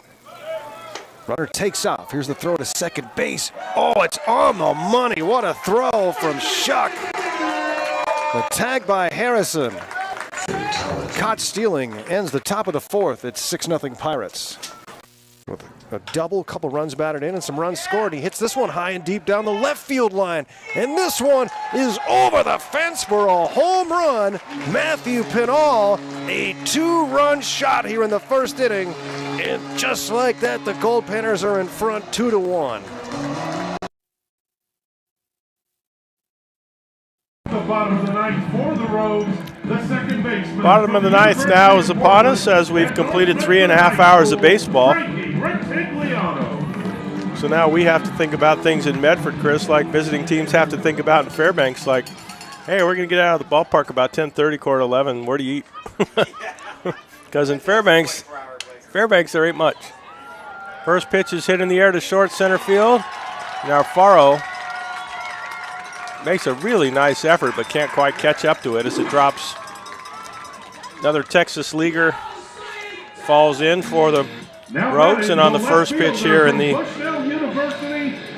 bottom of the ninth, they get a hit from Ritigliano. Brings up left fielder Caleb Richter.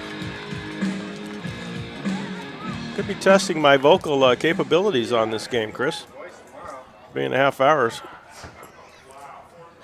Tell Garrow that I can't announce because I'm hurt.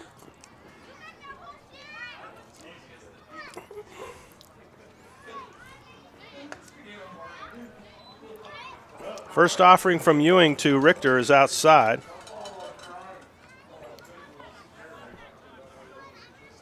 Got all kinds of chords around me here. That's my life. It's your life. 11 hits now for the Rogues. Next pitch is on the inside corner. 1-1 count on Richter. As Ritigliano has a couple straight hits down at first base. Richter still looking for his first, is 0 for 4. No one holding the runner on at first. Looks like he's going to try to run. There he goes. Doesn't really matter. Swung on and missed.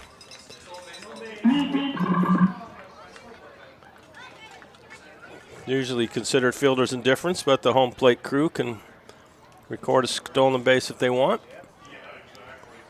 1-2 count now on Caleb Richter.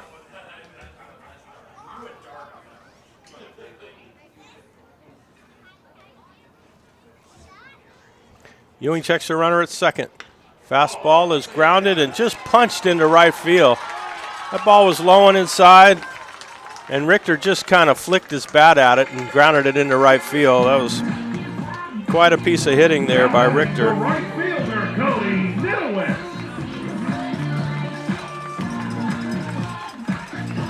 So the Rogues trailing by 9, trying to get something going here in the bottom of the ninth. Have the first 2 runners on base with base hits. Now with 12 hits on the night. Ewing faces the top of the order, the productive piece of the lineup here for the Rogues. First pitch is a fastball outside. So Ewing working his 3rd inning. The Rogues have had multiple runners on base in all 3 of those innings, so not sure how many pitches he can throw. The Panners still have something going in the bullpen. Panners, again, let a runner go to second base with fielder's indifference. So Richter's at second. Ritigliano is at third. 1-1 count on Nidowitz. Ewing comes to the plate, and it's a curveball down low, and it's 2-1.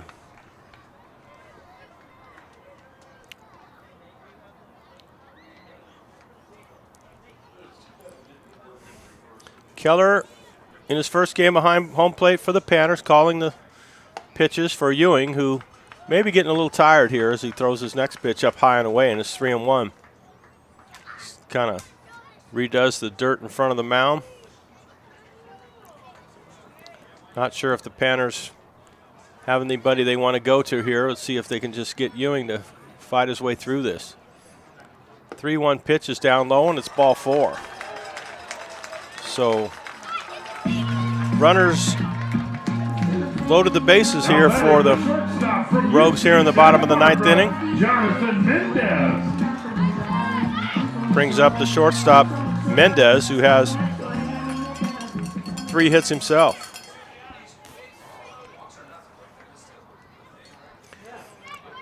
So Rogues have loaded the bases to start the bottom of the 9th. Got a long way back. Ewing's first pitch is down low. Mendez. Brett Latchman, the Goldpanners head coach, is just going to come on out and talk to Ewing now, see how he feels. Words of encouragement. I think the thing that's most frustrating is that the Rogues haven't hit a ball hard this inning. They got a bloop single to center field to start it. Their 9-hitter just kind of stuck his bat out and grounded a ball in the right field to get the second hit, and now a walk. So imagine that's what Latchman is telling Ewing, that, you know, just challenge these guys and go after them, because they haven't hit a ball hard off it yet.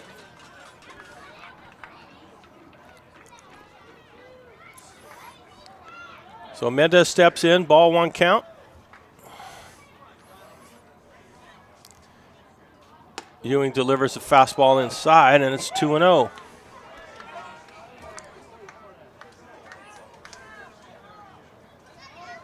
A lot of fans have left here. About, say, a little less than half of what was here originally. 2-0 pitch from Ewing is popped up on the infield flyer, but it's foul, and Kobe Williams comes over and makes the catch. Initially, Leifer was really struggling at third as he looked straight up, and I'm not sure he could find it. And the ball ended up being in foul territory behind him, but Kobe Williams came over from shortstop to make the catch. So a big first out here in the 9th inning, and that'll bring up the number 3 hitter.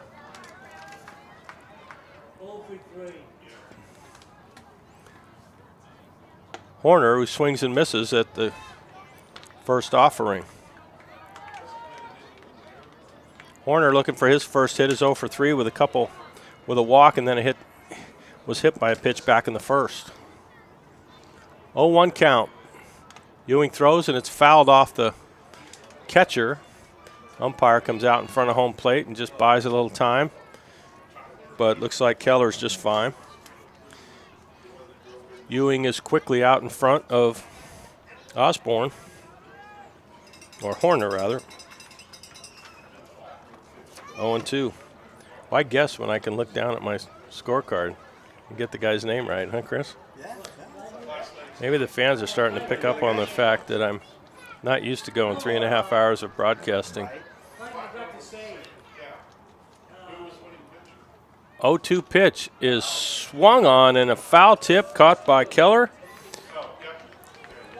And the Rogues have the bases loaded and nobody out, but now Ewing has got the next 2 hitters.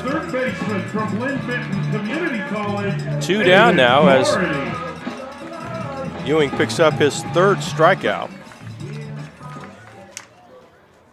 And we go to the cleanup hitter, Aiden Doherty, who bats from the right-hand side, has a couple hits himself tonight. Ewing hits him on the first pitch. He slipped coming off the mound, and it's like umpires. I mean, I don't know what. I mean, Ewing just like threw his hands up, like, what am I supposed to do? He comes off them, he steps toward home plate, and he does nothing but slip and fall. Throws a ball that hits Doherty, and I don't think the umpires can make an excuse for the dirt, though. So it's a run on the hit batsman. Everybody moves up. And now it's 13-5 as Ewing starts off Deshaun Thomas with a strike. Next pitch is fouled away on the right-hand side, and it's 0-2.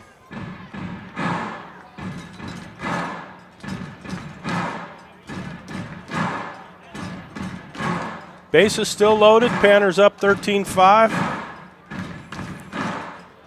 Rogues down to their last out. Ewing working from the stretch now. Throws 0-2, and it's a curveball that's called strike 3, and that's going to do it. Ewing strikes out Thomas to end things here in the bottom half of the 9th inning, and the Goldpanners win their opener here in Medford. Panners now 4-3 away from Fairbanks as they split 6 games in Grand Forks. So nice opening victory here in Medford for the Panners as they win at 13-5. 13 runs, 17 hits, and 2 errors for the Goldpanners. The Rogues had 5 runs on 12 hits, and the Goldpanners made 3 errors. So it's a nice win. A lot of hits tonight. 17 hits, 13 runs scored. Not quite sure who the official score is going to give the win to. Sotelo didn't go 5 innings. They may give it to Groff. Ewing pitched very well too. So, but either way, it's a win for the Goldpanners. 13-5. Start things off here in Medford. Thanks for all your help, Chris. Really appreciate it tonight. Chris Carlson helping me. And we're just going to wrap things up here as it's 10:15 down here in Oregon, 9:15 there at home as the Panners win the first. We'll be back again tomorrow night for a 6:35 game here, 5:35 in Fairbanks. Garrow Von Dane will be here and bring that to you with Chris's help. And we will sign off tonight as the Goldpanners pick up another victory, their 8th straight, and they beat the Rogues 13-5. Good night, everybody. Thanks for joining.